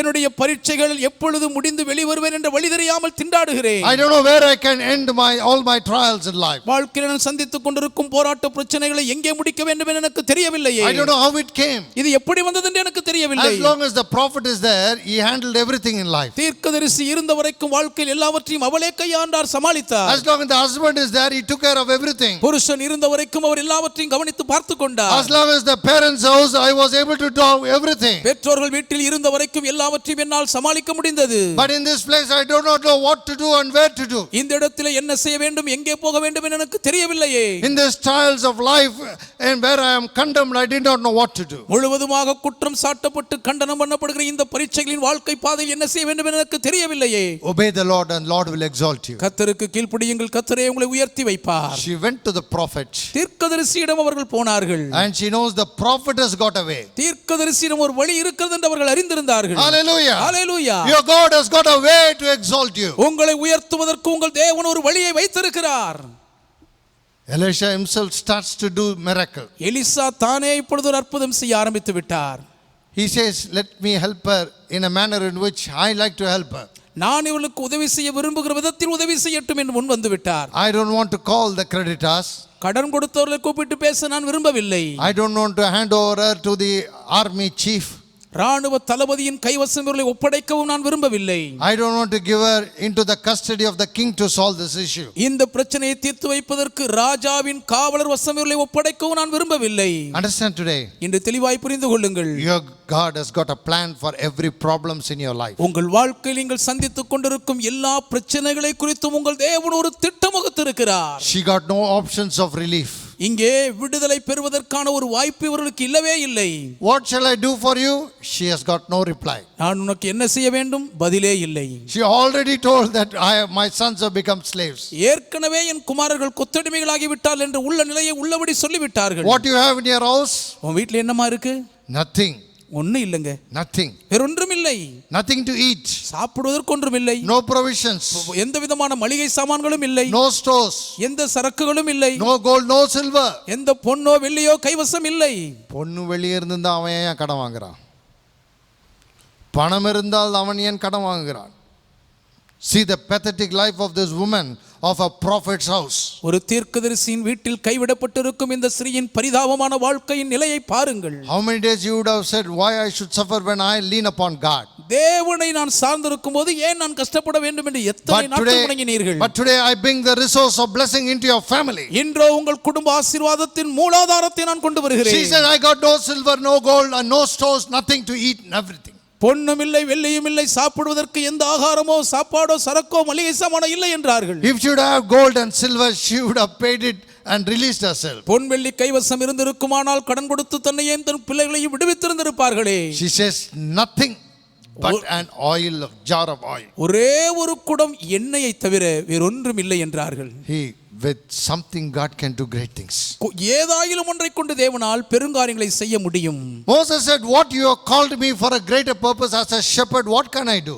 மேய்ப்பனாயிருக்கிற என்னை ஒரு பெரிதான நோக்கத்துக்காக அழைத்து விட்டீரே, அப்படி என்னால் என்ன செய்து விட முடியும் என்று மோசே As a shepherd, what can I do in the place of my husband and my wife and my father-in-law? ஒரு மேய்ப்பனாக என் கணவருடைய இடத்திலே, என் மனைவியின் இடத்தில், என் மாமனார் இடத்தில் என்னால் அப்படி என்ன பெரிதாய் செய்து விட முடியும்? What can I do? என்னால் என்ன செஞ்சிட முடியும்? I cannot do anything. என்னால் ஒன்றும் செய்ய முடியாதே. What do you want for this purpose that I am going to call? What do you want? You want a big legion of army? That I don't want, Moses, the Lord says. என்ன இந்த நோக்கத்துக்காக நீ ஒரு பெரிய ராணுவ சேனைந்த பெரும் படை வேண்டும் என்றா கேட்க போகிறாய்? அது எனக்கு வேண்டியதில்லை மோசே என்று சொல்லுகிறார். தேவன் உன்னை உயர்த்த வேண்டும் என்றால், உன்னை விடுவிக்க வேண்டும் என்றால், அவர் பரலோகத்திலிருந்து கிரியைகளை உண்டாக்குவார். He will start working from heaven, my friend. எனக்கு அன்பானவர்களே, பரலோகத்திலிருந்து தேவன் கிரியைகளை செய்ய தொடங்குவார். He said, your rod will speak for everything that what you are going to do. நீ செய்ய போகிற எல்லா காரியங்களுக்காக உன் கோல் உன்னோடு பேசி செயல்படும் Your என்றார். mouth will pronounce blessings. உன் வாய் ஆசீர்வாதங்களை முன்மொழியும். And that will be translated into greater effects by your brother. அது உன் சகோதரனாகிய ஆரோன் மூலம் பெரிதான தாக்கத்தின் விளைவுகளாக பரிந்துரைக்கப்படும். For his stammering tongue, God prepared a man to be in nature. திக்குவாயாயிருந்த அவருக்கு பதிலாக இயற்கையாக ஒரு மனுஷனை அவர் ஆயத்தம் பண்ணி இருந்தார். And he said that you will deliver Israel with this rod. இந்த கோலை கொண்டு இஸ்ரவேலை நீர் மீட்டு ரட்சிப்பாய் என்றாரே. At that time it was a laughter for Moses. அந்நேரத்தில் மோசேக்கு அது ஒரு கேலியாக சிரிப்பாக தான் இருந்தது. And he thought that the Pharaoh is trying to kill him. அடுத்ததாக பார்வோன் தன்னை கொலை செய்து விடுவான் என்று எண்ணினார். He was several hundred miles away. எத்தனையோ ஆயிரக்கணக்கான மைல்களுக்கு அப்பால் அவர் இருக்கிறார். The Lord said, do not fear to start. That Pharaoh died. நீ உன் பிரயாணத்தை ஆரம்பிக்க பயப்படாதே, அந்த பார்வோன் மரித்து போனான் என்று கர்த்தர் தான் What a சொல்கிறார். God of great power we serve today. எவ்வளவு மகத்தான வல்லமையின் தேவன் இன்றைக்கு சேவிக்கிறோம் பாருங்கள். She said, I got oil, nothing else. Please be aware of that. My Lord, she says. என் ஆண்டவனே, ஒரு குடம் எண்ணெய் தவிர வேறு ஒன்றும் என் கைவசம் இல்லை என்பதை அறிந்து கொள்ளும் என்றார். And the Lord says through the great prophet that go and borrow the vessels and pour out the oil and become rich and pay your dividends and make your life richer than what you are today. மிகப்பெரிய தீர்க்கதரிசி மூலமாக கர்த்தர் அந்த ஏழை விதவை தாயை பார்த்து, நீ போய் அயல் வீட்டுக்காரர்களிடத்தில் பாத்திரத்தை வாங்கி அந்த எண்ணெய் அதற்குள்ளாக ஊற்றி அதை விற்று கடன்காரர்களுக்கு அடைத்து இப்பொழுது இருக்கிறதை விட மிகவும் ஐஸ்வர்யமான ஒரு பெருவாழ்வில் வாழ்ந்து திளைத்திரு என்று சொல்லி அனுப்புகிறார். My dear brothers and sisters in Christ, கிறிஸ்துவுக்குள் என கண்பானவர்களே, who is your God today? இன்றைக்கும் உங்கள் தேவன் யார்? Who lifts your life? உங்கள் வாழ்க்கையை உயர்த்துகிறவர் யார்? Who guarantees the path of your life? உங்கள் வாழ்க்கையின் பாதைக்கு உத்தரவாதத்தை கொடுப்பவர் Who is யார்? it? அது யார்? I know that you are suffering. நீங்கள் கஷ்டப்படுகிறது என்று எனக்கு தெரியும். I know that you are in fear. நீங்கள் பயத்தில் வாடுகிறீர்கள் என்று எனக்கு தெரியும். I know that you are not enough to do great things in your life with your own ability. சொந்த திராணி ஆற்றலை கொண்டு பெரிதான காரியங்களை செய்யக்கூடிய அளவுக்கு நீங்கள் வல்லவர்கள் இல்லை எதுவும் தெரியும். You have faced only defeat. தோல்வி மட்டுமே சந்தித்திருக்கிறீர்கள். You are being objected and you have become slaves. எதிர்க்கப்பட்டிருக்கிறீர்கள், அடிமைகளாக்கப்பட்டிருக்கிறீர்கள். But what is the reason of these things? If God is in you, He is greater than anybody. அப்படி இருந்தும் இவைகளுடைய காரணங்கள் என்ன? தேவன் உங்கள் வாழ்க்கையில் இருப்பாரானால் நீங்கள் யார் எவரை பார்க்கிலும் பெரியவர்கள் என்பதை அறிய வேண்டும். With the word, He performed a miracle in the life of the prophet's widow. ஏழை தீர்க்கதரிசியின் விதவையின் வாழ்க்கையிலே வார்த்தையை கொண்டு மிக பெரும் அற்புதத்தை செய்து விட்டார். Only thing she proved that my husband is faithful towards you and the Lord. என் புருஷன் கர்த்தருக்கு பயந்து உமக்கு உண்மையாய் இருந்தார் என்பதை மாத்திரம் நிரூபித்தார்கள், அவ்வளவுதான். That is the need of the hour today. இம்மணி நேரத்தின் இன்றைய பெரும் தேவை அது ஒன்றுதானே. The Lord does everything after. அதற்கு பின்பு வேண்டிய எல்லாவற்றையும் கர்த்தர் செய்கிறார். Where are you today? இன்றைக்கு நீங்கள் எங்கே இருக்கிறீர்கள்? What is your life? உங்கள் வாழ்க்கை என்னவா What இருக்கிறது? is your age? உங்க வயது என்னங்க? It's not the age for you to suffer.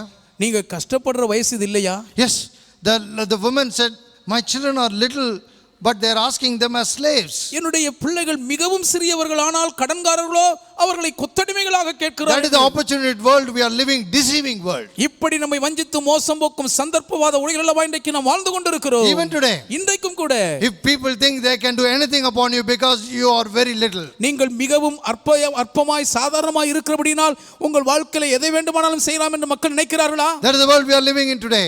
அந்த மாதிரி உலகத்தில் தான் இன்றைக்கு வாழ்ந்து கொண்டிருக்கிறோம். If you are from a small family, they will overrule you. நீங்கள் சிறிய அற்பமான குடும்பமாக இருந்தால் உங்கள் தலையில் ஏறி மிதித்து விடுவார்கள். If your father's house is little, then where you went to live, they will just nag you to kill you. நீங்கள் குடிபோன வீட்டிலே உங்கள் தகப்பனுடைய வீடு மிகவும் சிறுத்து இருக்கும் என்று சொன்னால் அங்கே உங்களை நச்சரித்தே கொன்று போடுவார்கள்.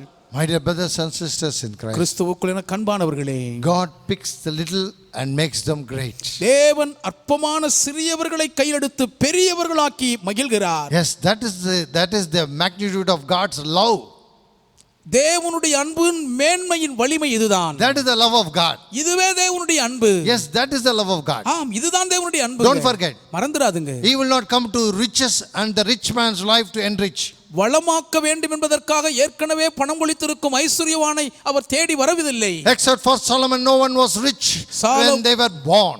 சாலமோன் ஒருவரை தவிர பிறவிலேயே ஐஸ்வர்ய சம்பன்னர்களாக இருந்தவர்கள் ஒருவரும் இல்லை. But God made them rich. ஆனால் தேவன் அவரவர்களை ஐஸ்வர்யவான்களாக்கினார். The richness of His power engulfed their life to go above and above. தேவனுடைய வல்லமையின் வளம் கொளிக்கும் அந்த சம்பிரமமான நிறைவுதான் அவர்களை மேலே உயர்ந்து சிறக்கும்படி ஆசீர்வதித்தது. That's what He says. You will be better, great in the city and you will be better great in the land where you live. ஆகவேதான் நீங்கள் பட்டணத்திலும் நீங்கள் வாழ்ந்து கொண்டிருக்கும் தேசத்திலும் இதிலும் சிறந்து மேன்மையாக உயர்ந்திருப்பீர்கள் என்று சொல்லுகிறார். My dear brothers and sisters in Christ, கிறிஸ்துவுக்குள் என கண்பானவர்களே, your God is powerful. உங்கள் தேவன் வல்லமை நிறைந்தவர். Your God is great. உங்கள் தேவன் மகா பெரியவர். Your God can do anything that what you need in life. வாழ்க்கையில் உங்களுக்கு வேண்டிய எதுவா இருந்தாலும் உங்கள் தேவனால் அதை செய்ய முடியும். That's why he said you will be placed high above everyone. அதனால் தான் நீங்கள் எல்லா ஜனங்களை பார்க்கிலும் மேன்மையாக வைக்கப்படுவீர்கள் என்றார். You just write it down today. இன்றைக்கு நீங்கள் எழுதி வைத்துக் கொள்ளுங்கள். Where you are humiliated, நீங்கள் சிறுமைப்படுத்தப்பட்ட இடத்தில், where you are being not recognized, நீங்கள் அங்கீகரிக்கப்பட மறுக்கப்பட்ட இடங்களிலே, where you struggle to make life, வாழ்க்கையிலே நீங்கள் வாழ்வாதாரத்துக்கு போராடின இடங்களிலே, where you did not know the way of exit. தப்பி மீண்டு வெளிவரும் வழி அறியாமல் நீங்கள் திண்டாடுகிற நிலைகளிலே, Before she went to the man of God Elisha, she did not know these kind of things will happen in her life. எலிசாவாகிய தேவ மனுஷனை நாடி செல்வதற்கு முன்பு இதை போன்ற மாண்புமிக்கும் மேன்மையான காரியங்கள் தன் வாழ்க்கையில் நடக்கும் என்று அந்த மகள் அறிந்திருக்கவில்லை. She says, I got nothing. When she went to the prophet, she was nothing. Even that food for the day was not there in her life, even only an oil. தீர்க்கதரிசியை நாடி அவர்கள் சென்ற நாளிலே அன்றைக்கு வேண்டிய ஒருவேளை உணவு கூட இல்லை, வெறும் எண்ணெய் மட்டும் தான் இருக்கிறது. அந்த அளவுக்கு ஒன்றுமில்லாதவர்களாய் இருந்தார்கள். She goes back to the prophet to say that oil has stopped because there is no vessel. நான் வாங்கின எல்லா பாத்திரங்களும் நிரம்பி விட்டபடியினால் இனி ஊற்றி வைக்க பாத்திரம் இல்லாததினால் எண்ணெய் நின்று விட்டது என்று தான் திரும்பி போய் எலிசாவிடம் சொல்லுகிறார். In verse 6, the latter part, 6ஆம் வசனத்தின் பிற்பகுதியை பாருங்கள். And she told him that there is not another vessel, so the oil ceased. வேறே பாத்திரம் இல்லை, அப்பொழுது எண்ணெய் நின்று போயிற்று என்றால். Please understand today. தயவாய் என்று புரிந்து கொள்ளுங்கள். How many of you have got emphasized in this word? எத்தனை பேர் இந்த ஒரு வார்த்தைக்குள் ஆணித்தரமாக பதிக்கப்பட்டு இருக்கிறீர்கள்? She says, my blessing stopped because there is no place to fold it.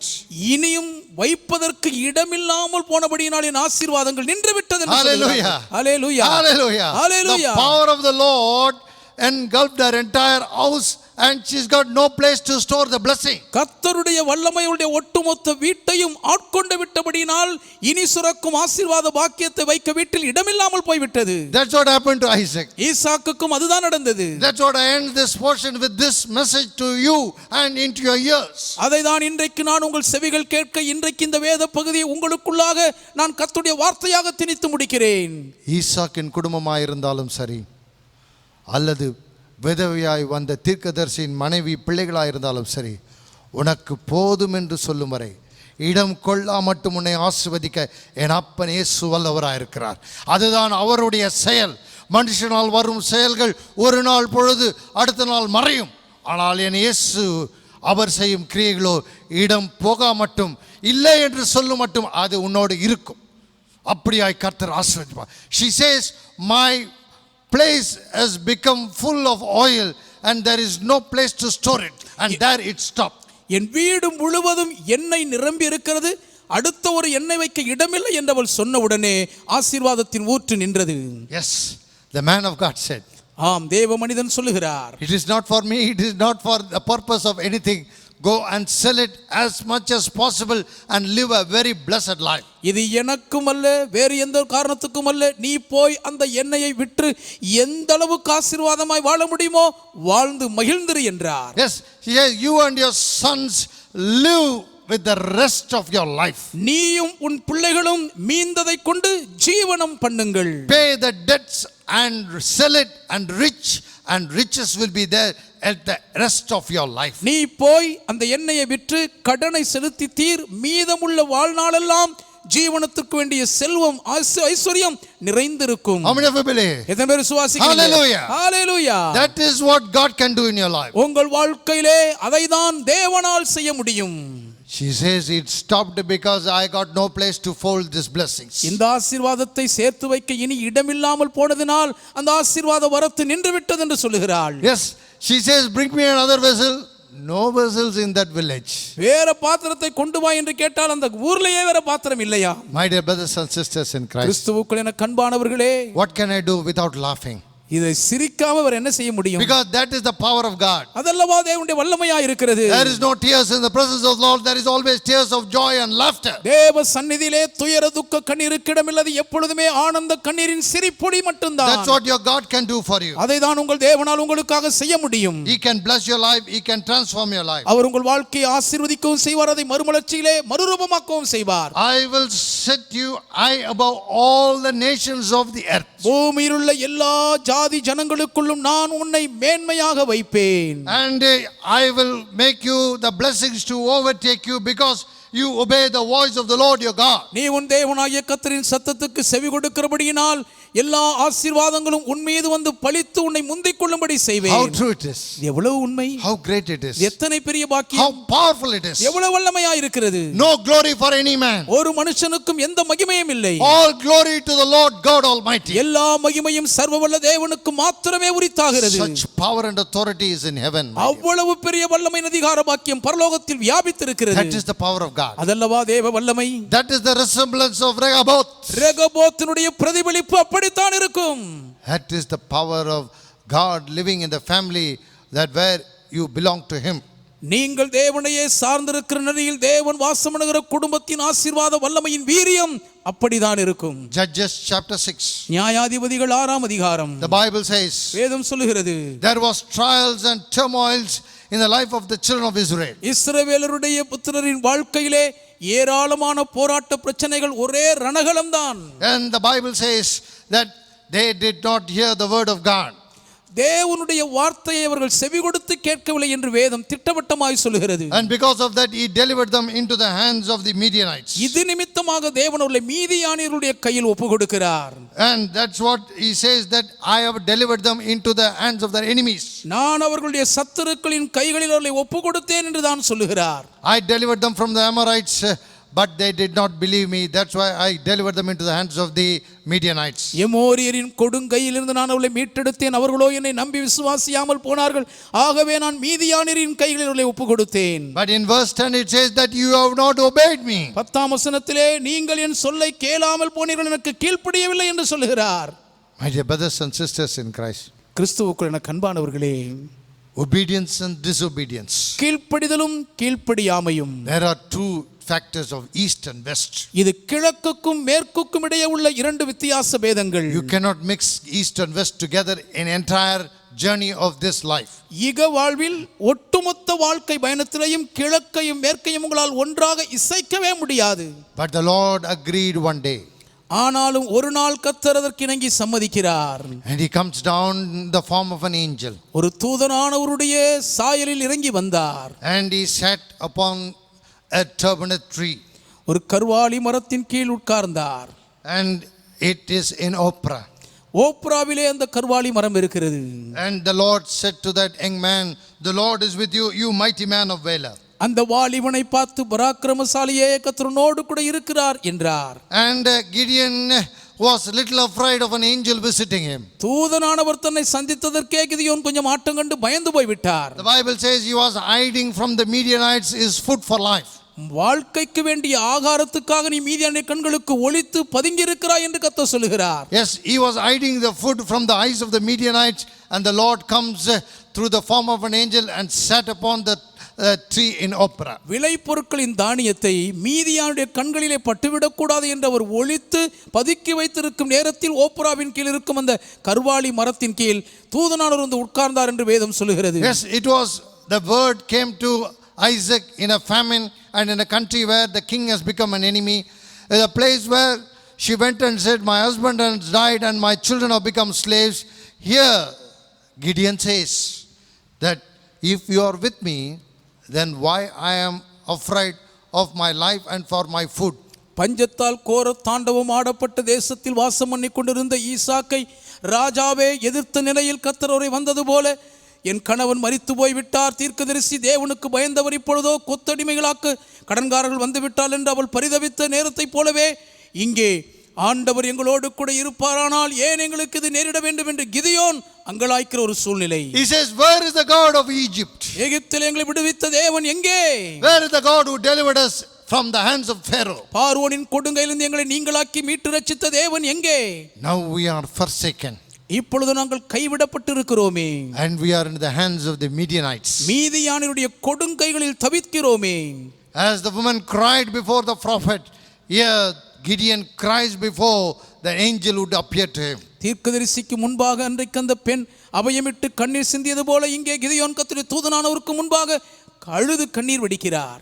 And the Lord told him, கர்த்தர் அவரிடம் சொல்லுகிறார், even though he was a little fellow, அவர் ஒரு சிறியவராய் இருந்தாலும் கூட, and he was just not the age to deliver Israel, இஸ்ரவேலரை மீட்டு ரட்சிக்கக்கூடிய வயது இன்னும் அவருக்கு வரவில்லை என்றாலும், he says, go in your might and you will save Israel. உனக்கு இருக்கும் இந்த பலத்தோடே போ, நீ இஸ்ரவேலரை மீதியாளுடைய கைக்கு நீங்களாக்கி ரட்சிப்பாய். And it is I who have sent you. உன்னை அனுப்புகிறவர் நான் அல்லவா? Hallelujah. Hallelujah. Hallelujah. Hallelujah. The greatness of God's power and exaltation comes by his word. தேவனுடைய வல்லமை உயர்வின் மகத்துவம் அவருடைய வார்த்தையின் மூலம் தான் வெளிப்படுகிறது. He says, how can I say when I am not recognized even in my own clan and in the families of me whom I am living?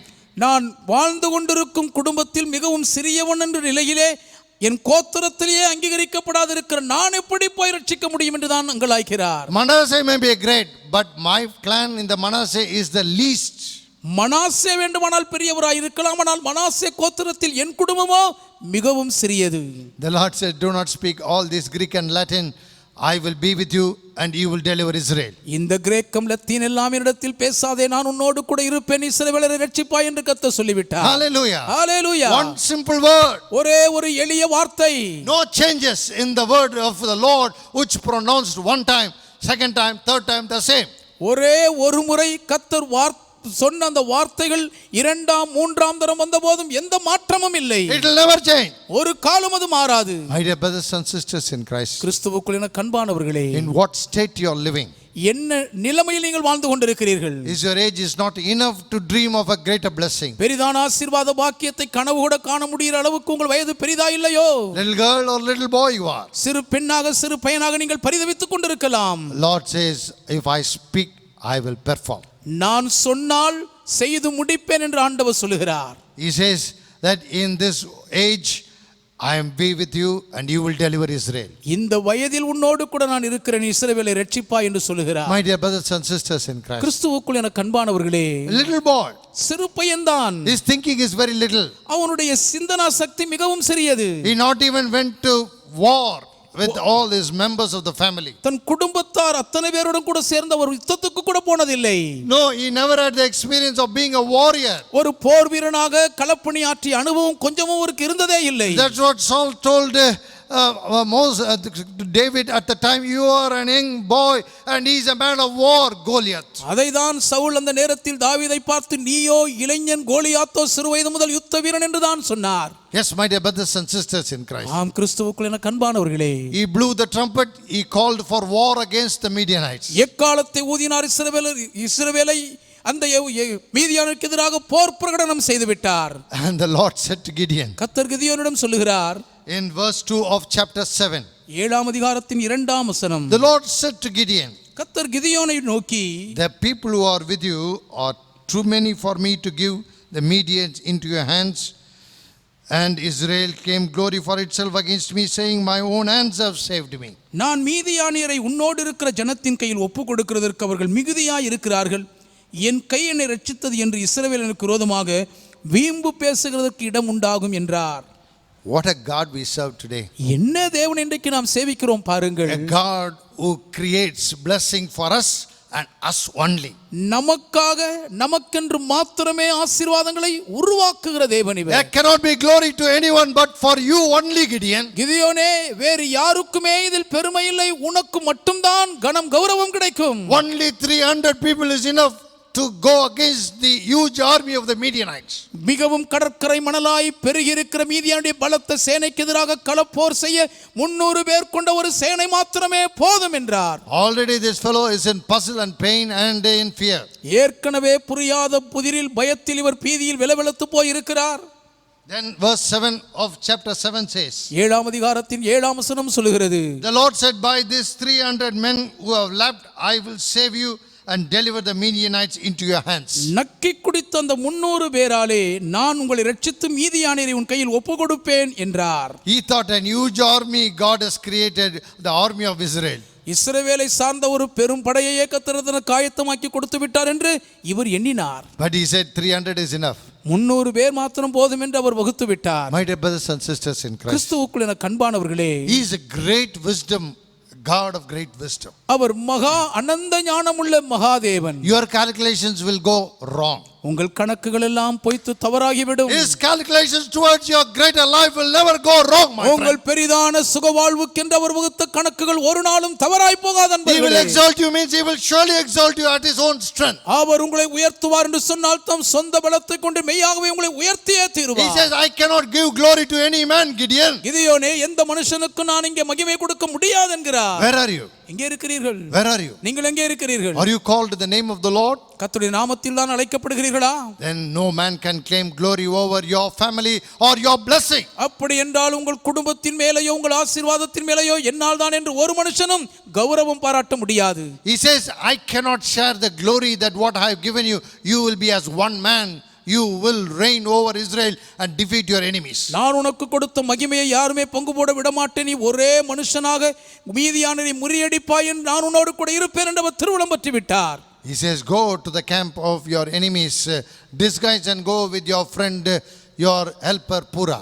நீ மாறு வேடம் பூண்டு உன்னுடைய உதவியாளன் பூராவோடு கூட எதிராளிகளுடைய பாளையத்துக்குள் போய் பார் என்றார். Yes, he says in verse 9, go down and see, I have delivered it into your hands. 9ஆம் வசனத்தில் கர்த்தர் அவனை நோக்கி, நீ எழுந்து அந்த சேனைகளிடத்திற்கு போ, அதை உன் கையில் ஒப்பு கொடுத்தேன். I have given already those people into your hands. Go and see it. ஏற்கனவே அவர்களை உன் கையில் நான் ஒப்பு கொடுத்து விட்டேன், நீ போய் அதை பார் என்றார். If you are afraid, போக பயப்பட்டாயானால் go down with your servant Pura and visualize what I am going to do. உன் வேலைக்காரனாகிய பூராவோடு கூட சேனைகளிடத்தில் போய் நான் உனக்கு செய்ய போகிறதை நேரில் பார் என்றார். He was stranded because he saw there is a multitude like a sand. They are being spread over the plains. And when he is afraid, like when the woman did not know what to say, he asked, what you got in your house? என்ன செய்வதென்று தெரியாமல் பயந்த நேரத்தில் உன் வீட்டில் என்ன இருக்கிறது என்று எலியா தீர்க்கதரிசி கேட்டபொழுது திண்டாடி கொண்டிருந்த அந்த பெண்ணை போல கடற்கரை மணலத்தனையாய் சமவெளி எங்கும் பரவி இருந்த மீதியாருடைய பெரும்படையை கண்டு இவர் பயந்து நடுங்கிக் கொண்டிருக்கிறார். And he says, go and visit. I will tell you the truth, what I am going to do for you. இவரோ, நீ பாளையத்துக்குள் போய் பார், உனக்காக என்ன செய்ய போகின்ற உண்மையை உனக்கு சொல்லுகிறேன் என்கிறார். The dreamer came near Gideon. அந்த சொப்பனக்காரன் கிதியோனின் அருகில் வந்தான். See, that is life. அதங்க வாழ்க்கை பாருங்க. As the cupbearer came into the life of the great Joseph. மகா பெரிய யோசேப்பின் வாழ்க்கைக்குள் பானபாத்திரக்காரன் வந்தது போலவே Here the dreamer comes near Gideon. இங்கே இந்த சொப்பனக்காரன் கிதியோனுக்கு பக்கத்தில் வருகிறான். See, God's plans are mysterious. தேவனுடைய திட்டங்கள் புரியாத ரகசியமானவைகள். Don't think today I am barren. இன்றைக்கு நான் மலடா இருக்கிறேன் என்று வாடாதீர்கள். Today I don't have anything. இன்னைக்கு என்கிட்ட ஒண்ணு இல்லைன்னு யோசிக்காதுங்க. Oh, doctors have given up. மருத்துவர்களே கைவிரித்து விட்டார்களே. Doctors have said this is not going to happen. இது நடக்காதுன்னு மருத்துவர்கள் சொல்லிவிட்டார்கள். And my family is going to end. இதோடு என் குடும்ப கதை முடிஞ்சிரும். My life, I got a cruel sickness. என் வாழ்க்கையில இப்படிப்பட்ட வியாதி வந்துருச்சு. I lost my job. வேலையும் போயிருச்சு. I lost my husband. கணவனையும் இழந்து விட்டேன். I lost my parents. பெற்றோரையும் இழந்து விட்டேன். Why are you afraid, my dear friend? என கண்பானவர்களே, ஏன் நீங்கள் பயப்படுகிறீர்கள்? If you are afraid, God has got a plan in your life. நீங்கள் பயப்படுவீர்களானால் உங்கள் வாழ்க்கை குறித்து தேவன் ஒரு திட்டம் வைத்திருக்கிறார். Hallelujah. Hallelujah. நீ பயப்படும் நேரத்தில் உனக்கு உதவுவதுதான் என்னுடைய அப்பன் இயேசு கிறிஸ்து. நீ வழி இல்லை என்று சொல்லும் பொழுது உருவாக்குகிறவர், நீ தெரியாது என்று சொல்லும் பொழுது தெளிவாய் பார்க்கும்படி செய்கிறவர் என் அப்பன் இயேசு கிறிஸ்து உன் வாழ்க்கை. If you say, I don't have clarity of my life, என் வாழ்க்கை குறித்த தெளிவில்லையே என்று நீங்கள் வேதனைப்பட்டால், and the Lord will prove what he is going to do for you. அப்பொழுது கர்த்தர் உங்களுக்காக தாம் செய்ய போகிறது என்னதை உங்களுக்கு நிரூபிப்பார். He saw these Midianites and the Amalekites are numerous. எண்ணிக்கை கடங்காத திரள் கூட்டமாக மீதியானிரும் அமலேக்கியரும் பரவி இருப்பதை பார்க்கிறார். Locusts, like locusts they are. வெட்டுக்கிளிகளைப் போல் படையெடுத்து வந்திருக்கிறார்கள். Their camels are numerous. அவர்களுடைய ஒட்டகங்கள் திரளானவைகள். The Bible says வேதம் சொல்லுகிறது, God brought the dreamer next to Gideon. அந்த நேரத்தில் சொப்பனக்காரனை கிதியோனுக்கு அருகில் தேவன் கொண்டு வந்தார். That is the plan of God. அதுதான் தேவனுடைய திட்டமாகும். When Pharaoh had a dream, பார்வோன் ஒரு சொப்பனம் கண்டபோது, when Nebuchadnezzar had a dream, Nebuchadnezzar ஒரு சொப்பனம் காண்கையில், it is the exaltation of his children that is happening. அது அவருடைய பிள்ளைகளை உயர்த்துவதற்கான காரியம் என்று அரங்கேறிற்று. When this man had a dream, it is for Gideon to be strengthened. இந்த மனிதன் சொப்பனம் கண்டது கிதியோனை பலப்படுத்துவதற்கான காரியமே ஆகும். That fellow says in his dream, கண்டவன் சொப்பனத்தை விளக்குகிறான். the loaf of barley bread tumbled into the camp of the Midianites, and it came down so that it fell and overturned and the tent collapsed. ஒரு வார்கோதுமை அப்பம் மீதியானியருடைய பாளையத்திற்கு உருண்டு வந்தது. அது கூடாரம் மட்டும் வந்தபோது அதை விழத்தள்ளி கவிழ்த்து போட்டது, கூடாரம் விழுந்து கிடந்தது என்றான். The friend of the dreamer said, சொப்பனக்காரனுடைய சிநேகிதன் சொல்லுகிறான். the interpreter is the friend of the dreamer. வியாக்கியானக்காரன் அந்த சொப்பனம் கண்டவனுடைய நண்பன். He says this is nothing but the sword of Gideon. இது கிதியோனின் பட்டயமே அல்லாமல் வேறல்ல. There is a huge army. பெரிய சேனை எங்கே? The Lord says the victory is from the Gideon's sword. கிதியோனின் பட்டயத்தில் இருந்தே ஜெயம் கிடைக்கும் என்று கர்த்தர் சூளுரைக்கிறார். Gideon says, arise, the Lord has given us the victory over the Midianites camp, says immediately Gideon. உடனே கிதியோன், கர்த்தர் மீதியானுடைய சேனையின் மீது நமக்கு வெற்றியை கொடுத்து விட்டார், எழும்புங்கள் புறப்படுவோம். Hallelujah. Hallelujah. The camp of the enemy says it is the sword of Gideon which is going to destroy our camp. எதிராளிகளுடைய பாளையத்திலே இந்த கிதியோனின் பட்டயம் தான் நம்முடைய கூடாரத்தை, சேனையை அழிக்க போகிறது என்று சொல்லுகிறார்கள். My dear brothers and sisters in Christ, கிறிஸ்துவுக்குள் கண்பானவர்களே, how beautiful it is when the women went and said that I have no vessels and my blessing of oil stopped. வேற பாத்திரமே இல்லை, ஆகவே ஆசீர்வாதங்கள் நின்று விட்டது என்று அந்த பெண் சொன்னது எவ்வளவு அருமையான காரியம். Hallelujah. Hallelujah. Hallelujah. Hallelujah. Esek, Sitna, and it is the place of Beersheba. The Lord has stabilized the life of the great man Isaac. பெயர்செபாவின் ஏசேக்கு சித்னா என்ற அந்த வேதனைப்படுத்தப்பட்ட தேசத்தில் வைத்துதான் ஈசாக்கை கர்த்தர் வளமாய் ஆசீர்வதித்து பெருக பண்ணினார். In the land where he went to live, he was exalted, exalted, exalted. குடியிருக்கும்படி வாசம் பண்ண போன தேசத்தில் உயர்த்தப்பட்டார், உயர்த்தப்பட்டு கொண்டே இருந்தார். That is the life. அதுதாங்க வாழ்க்கை. One day the spies landed in the house of an harlot, and Rahab the harlot invited them, kept them inside, and saved her life and saved the life of two spies. வாக்குதத்தம் பண்ணப்பட்ட தேசத்தை வேவு பார்க்கும்படி வந்த இரண்டு வேவுகாரர்களும் ஒரு நாள் அந்த ராகாவின் வீட்டுக்குள் போகிறார்கள். அந்த ராகாப் அவர்களை தன் வீட்டுக்குள் அடைத்து மறைத்து வைத்து உயிரை காப்பாற்றுகிறார்கள். Her life would have gone on the day she would have died to save the two slaves. அன்றைக்கு அந்த இரண்டு வேவுக்காரர்களை பாதுகாத்த குற்றத்துக்காக வேசியாகிய ராகாப் கொலை செய்யப்பட்டிருந்திருக்க வேண்டும். Yes, she stood between life and death to save the two spies who came in the order of the command of Joshua. யோசுவாவின் தளபதியின் கட்டளையை சிரமேற்று வந்த வேவுக்காரர்கள் இரண்டு பேர் உயிரை பாதுகாக்கும்படி ஜீவனுக்கும் மரணத்துக்கும் நடுவே நின்று ராகாப் தன் உயிரை பணயம் வைத்தார்கள். She escaped those two people from the soldiers of that place, Jericho. எரிகோவின் படை வீரர்கள் கையில் சிக்காதபடி வந்த இரண்டு வேவுக்காரர்களையும் அவள் தப்புவிக்க உதவி செய்தாள். She brought them up to the mezzanine floor, and she made them to stay there to save their lives. அந்த பரணையின் மேல் விரிக்கப்பட்டிருந்த சணல்களுக்குள்ளாக இருவரையும் ஒளித்து மறைத்து பாதுகாத்தாள். And then after delivering them from the eyes of those people, from the king's emissaries, she came and she spoke a valiant message where these two spies got enriched with the God's power. ராஜ தூதுவர்களுடைய கொடிய கண்களுக்கும் பட்டயத்துக்கும் அவரை தப்புவித்த பின்பு இரண்டு வேவுக்காரர்களும் தங்களுக்குள்ளாக மிகுந்த வல்லமையில் திடன் கொள்ளக்கூடிய அளவுக்கு ஒரு வார்த்தையை சொன்னால் பாருங்கள். Verse 10. 10ஆம் வசனம். For we heard that the Lord dried up the Red Sea. கர்த்தர் சிவந்த சமுத்திரத்தை வற்றி போக பண்ணினதை நாங்கள் கேள்விப்பட்டோமே. And the kings of the Amorites died and been slain by Moses. மோசேயினால் எமோரியரின் ராஜாக்கள் பட்டயத்தில் சங்கரிக்கப்பட்டதையும் கேள்விப்பட்டோமே. And even the Sidon and Og, the kings were died. சீகோனுக்கும் Og என்ற ராஜாவும் உங்களுக்கு பலியானார்களே. And that is the greatness of your God, and I know it very much that this land is going to be His land. அதல்லவா உங்கள் தேவனுடைய மகத்துவம், இது எனக்கு நன்றாய் தெரியும். ஆகவே இந்த தேசம் உங்கள் வசமாகும் என்று எனக்கு தெரியும். Yes, this land is going to be the land of the Israelites. இந்த தேசம் இஸ்ரவேலின் தேசமாக இருக்க போகிறது என்கிறாள். She prophesies in the name of the Lord. கர்த்தருடைய நாமத்தில் தீர்க்கதரிசனம் சொல்லுகிறார்கள். Who is she? இவள் யார்? An woman ostracized and being blamed for illegal life. சட்டவிரோதமான முறைகேடான வாழ்க்கைக்காக ஒட்டுமொத்தமாக விரோதித்து பகைக்கப்பட்டு ஓரங்கட்டப்பட்ட பெண். Verse 8. 8ஆம் வசனம். I know that the Lord has given you this land into your hands. கர்த்தர் உங்களுக்கு இந்த தேசத்தை ஒப்பு கொடுத்தார் என்று நான் அறிவேன். What a prophecy. என்ன தீர்க்க தரிசனம். They came to spy, but she says this land belongs to you. வேவு பார்க்க வந்தார்கள், ஆனால் ராகாபோ இந்த தேசம் உங்களுடையது என்று முன்மொழிகிறாள். My dear friend, do you understand one thing in life? என கண்பானவர்களே, வாழ்க்கையில ஒரு காரியம் By உங்களுக்கு telling புரிகிறதா? this land belongs to the Lord, she is the only living woman and the family in that entire Jerichoites. இந்த தேசம் கர்த்தருடையது என்று சொன்னதன் மூலமாக ஒட்டுமொத்த எரிகோ குடிமக்களுக்குள்ளே உயிர் தப்பி பிழைத்த ஒரே குடும்பம் அவளுடையதுதான். ஒரு விசுவாசத்தின் அறிக்கை, அவள் மட்டுமே வாழ்கிறாள், மற்றவர்கள் யாவரும் செத்து மாண்டு போகிறார்கள். கலாபாதி பிஷக்ராதி. That is the power of God. அதல்லவா தேவனுடைய வல்லமை.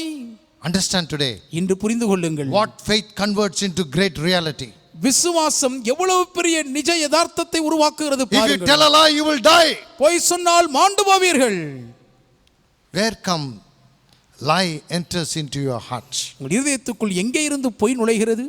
What did the Lord says, how can you lie? How can you lie when you are not supposed to lie?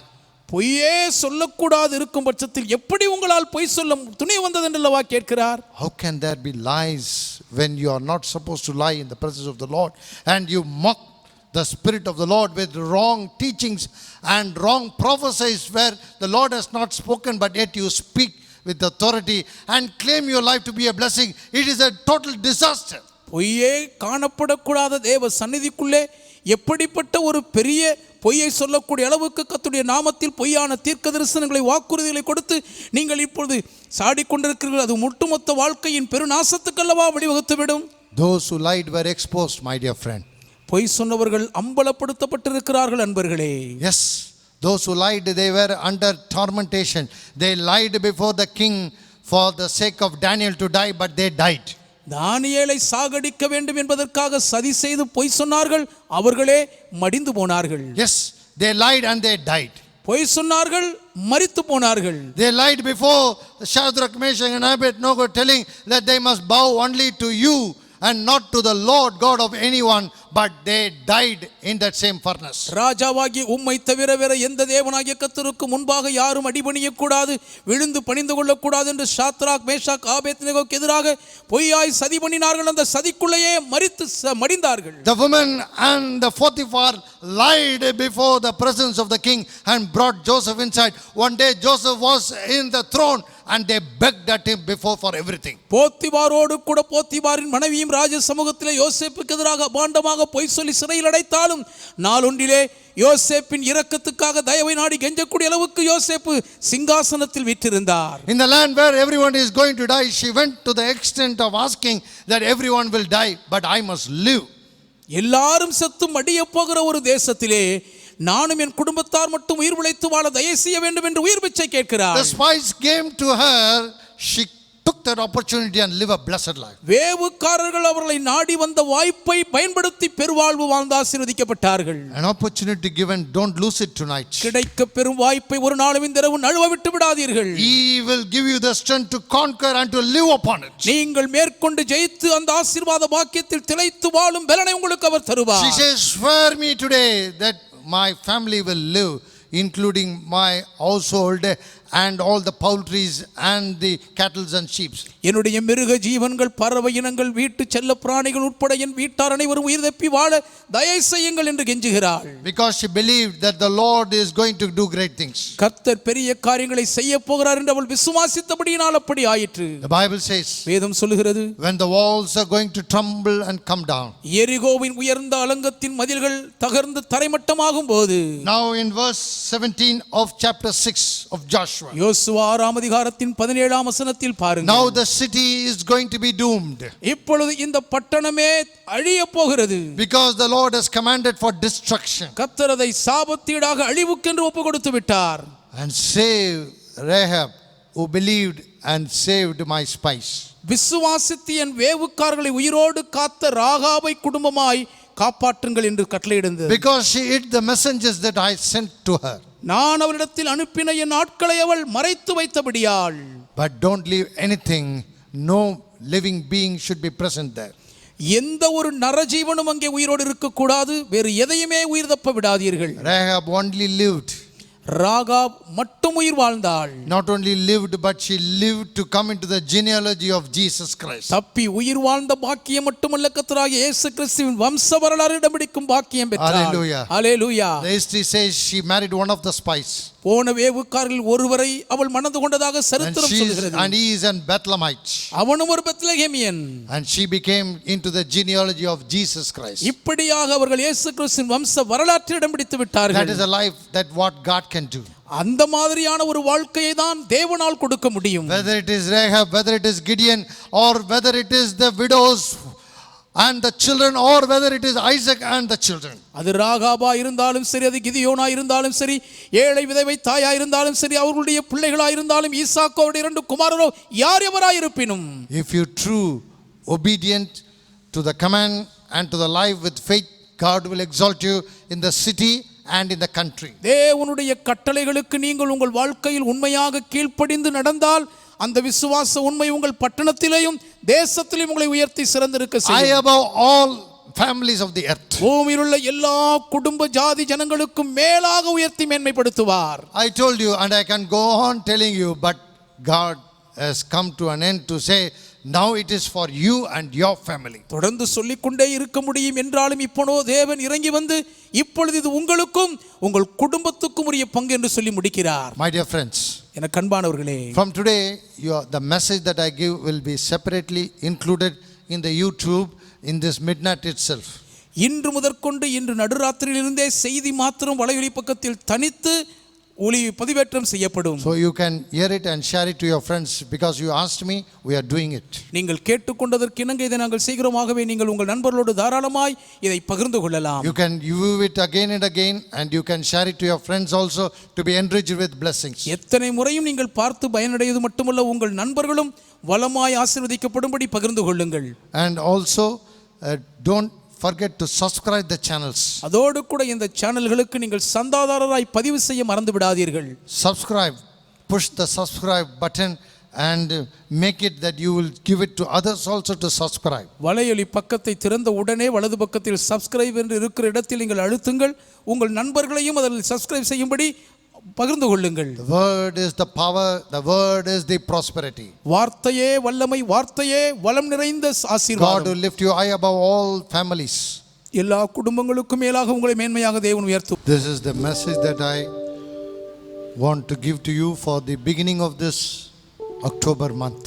இந்த அக்டோபர் மாதத்தின் ஆரம்பத்தில் நான் உங்களுக்கு கொடுக்க விரும்பியிருந்த ஒரு செய்தி இது. And the Lord said that now I am seated in prayer, that this is the message that what I am going to do for them in this October month, beginning from the 1st. இப்பொழுது நான் ஜெபித்துக் கொண்டிருந்த பொழுது October மாதம் ஆரம்பித்த உடனேயே இதை தான் நான் இவர்கள் வாழ்க்கையில் செய்ய போகிறேன், ஆகவே தான் இதை பேசியிருக்கிறேன் என்று சொன்னார். So prepare.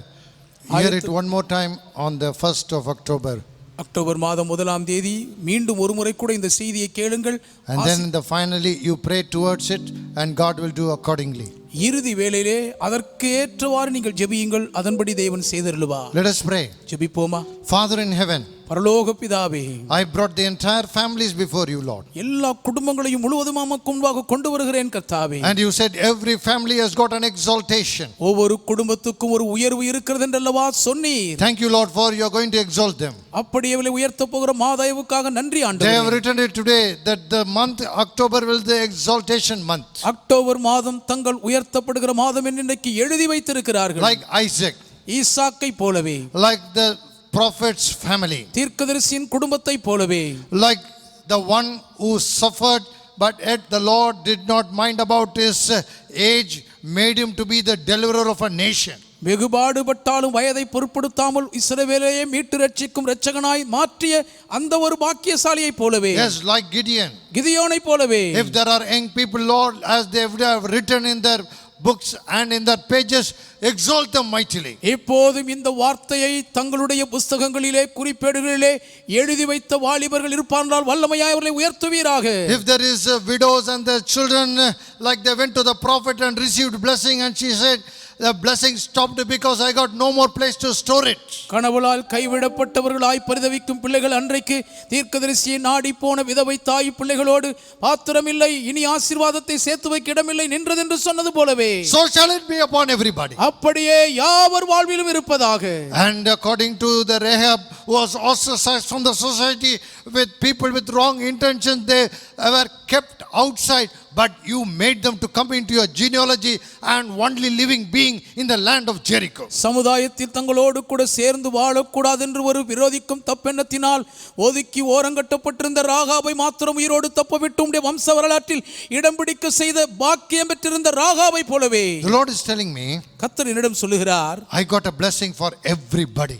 ஒவ்வொருவருக்கும் நான் ஒரு ஆசீர்வாதத்தை வைத்திருக்கிறேன் என்று சொல்லுகிறார். Without age, without caste, without creed, without any destination in life, if you are living, don't worry, God has got a plan in your life. நீங்கள் எந்த விதமான நிலையும் இல்லாமல் நிர்கதியில் இருந்தால், எந்த ஜாதி மத இன மொழி வயது பாகுபாடோ இல்லாமலேயே கர்த்தர் உங்களை ஆசீர்வதிக்க வழி வைத்திருக்கிறார். From Isaac he says, I got plan for everyone.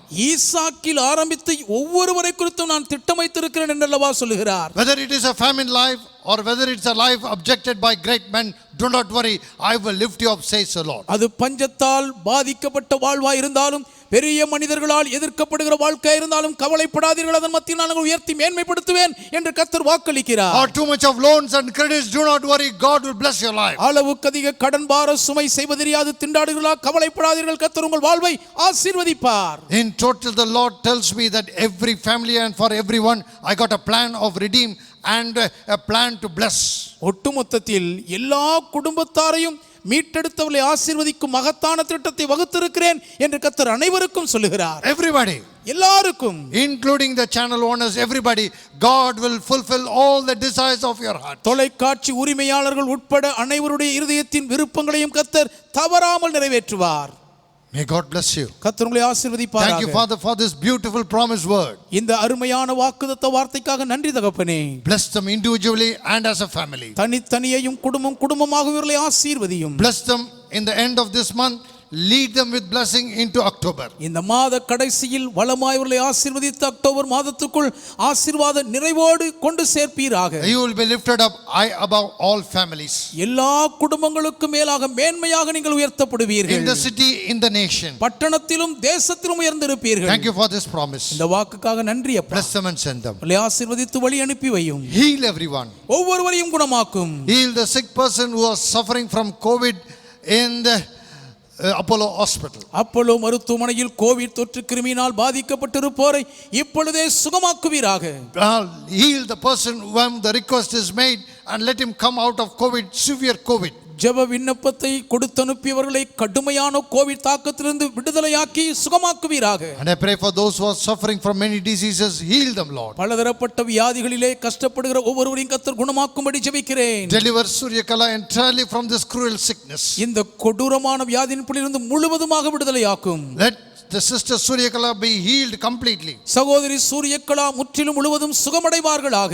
Thank you for you healed the doctor and made them to be away from all sickness. Doctor அவர்களை குணமாக்கி வியாதியிலிருந்து விலக்கி பாதுகாத்த தயவுக்கு நன்றி அப்பா. We pray for Lalu Thomas. Thank you, Lord, for you have healed him and you completely heal him and deliver him from the cruel sickness. சகோதரர் Lalu Thomas அவர்களை குணமாக்கினதற்காக நன்றி. இந்த கொடூர வியாதியிலிருந்து முற்றிலும் முழுவதும் விடுவிக்கு குணமாக்குவீராக. And I pray for Roshaya and Mrs. Roshaya. Heal them and protect them in this old age. திரு ரோசையா திருமதி ரோசையா அவர்களை இந்த முதிர் வயதிலே குணமாக்கி கர்த்தர் பாதுகாக்கும்படி மன்றாடுகிறேன். Thank you for it done it, Lord. அப்படியே செய்த பாக்கியத்துக்கு நன்றி In தகப்பனே. Jesus' most blessed honorable name I pray. மகா கணம் பொருந்தி ஆசீர்வதிக்கப்பட்ட இயேசு கிறிஸ்துவின் திருநாமத்தில் வேண்டி ஜெபிக்கிறேன் பிதாவே. Amen. ஆமென்.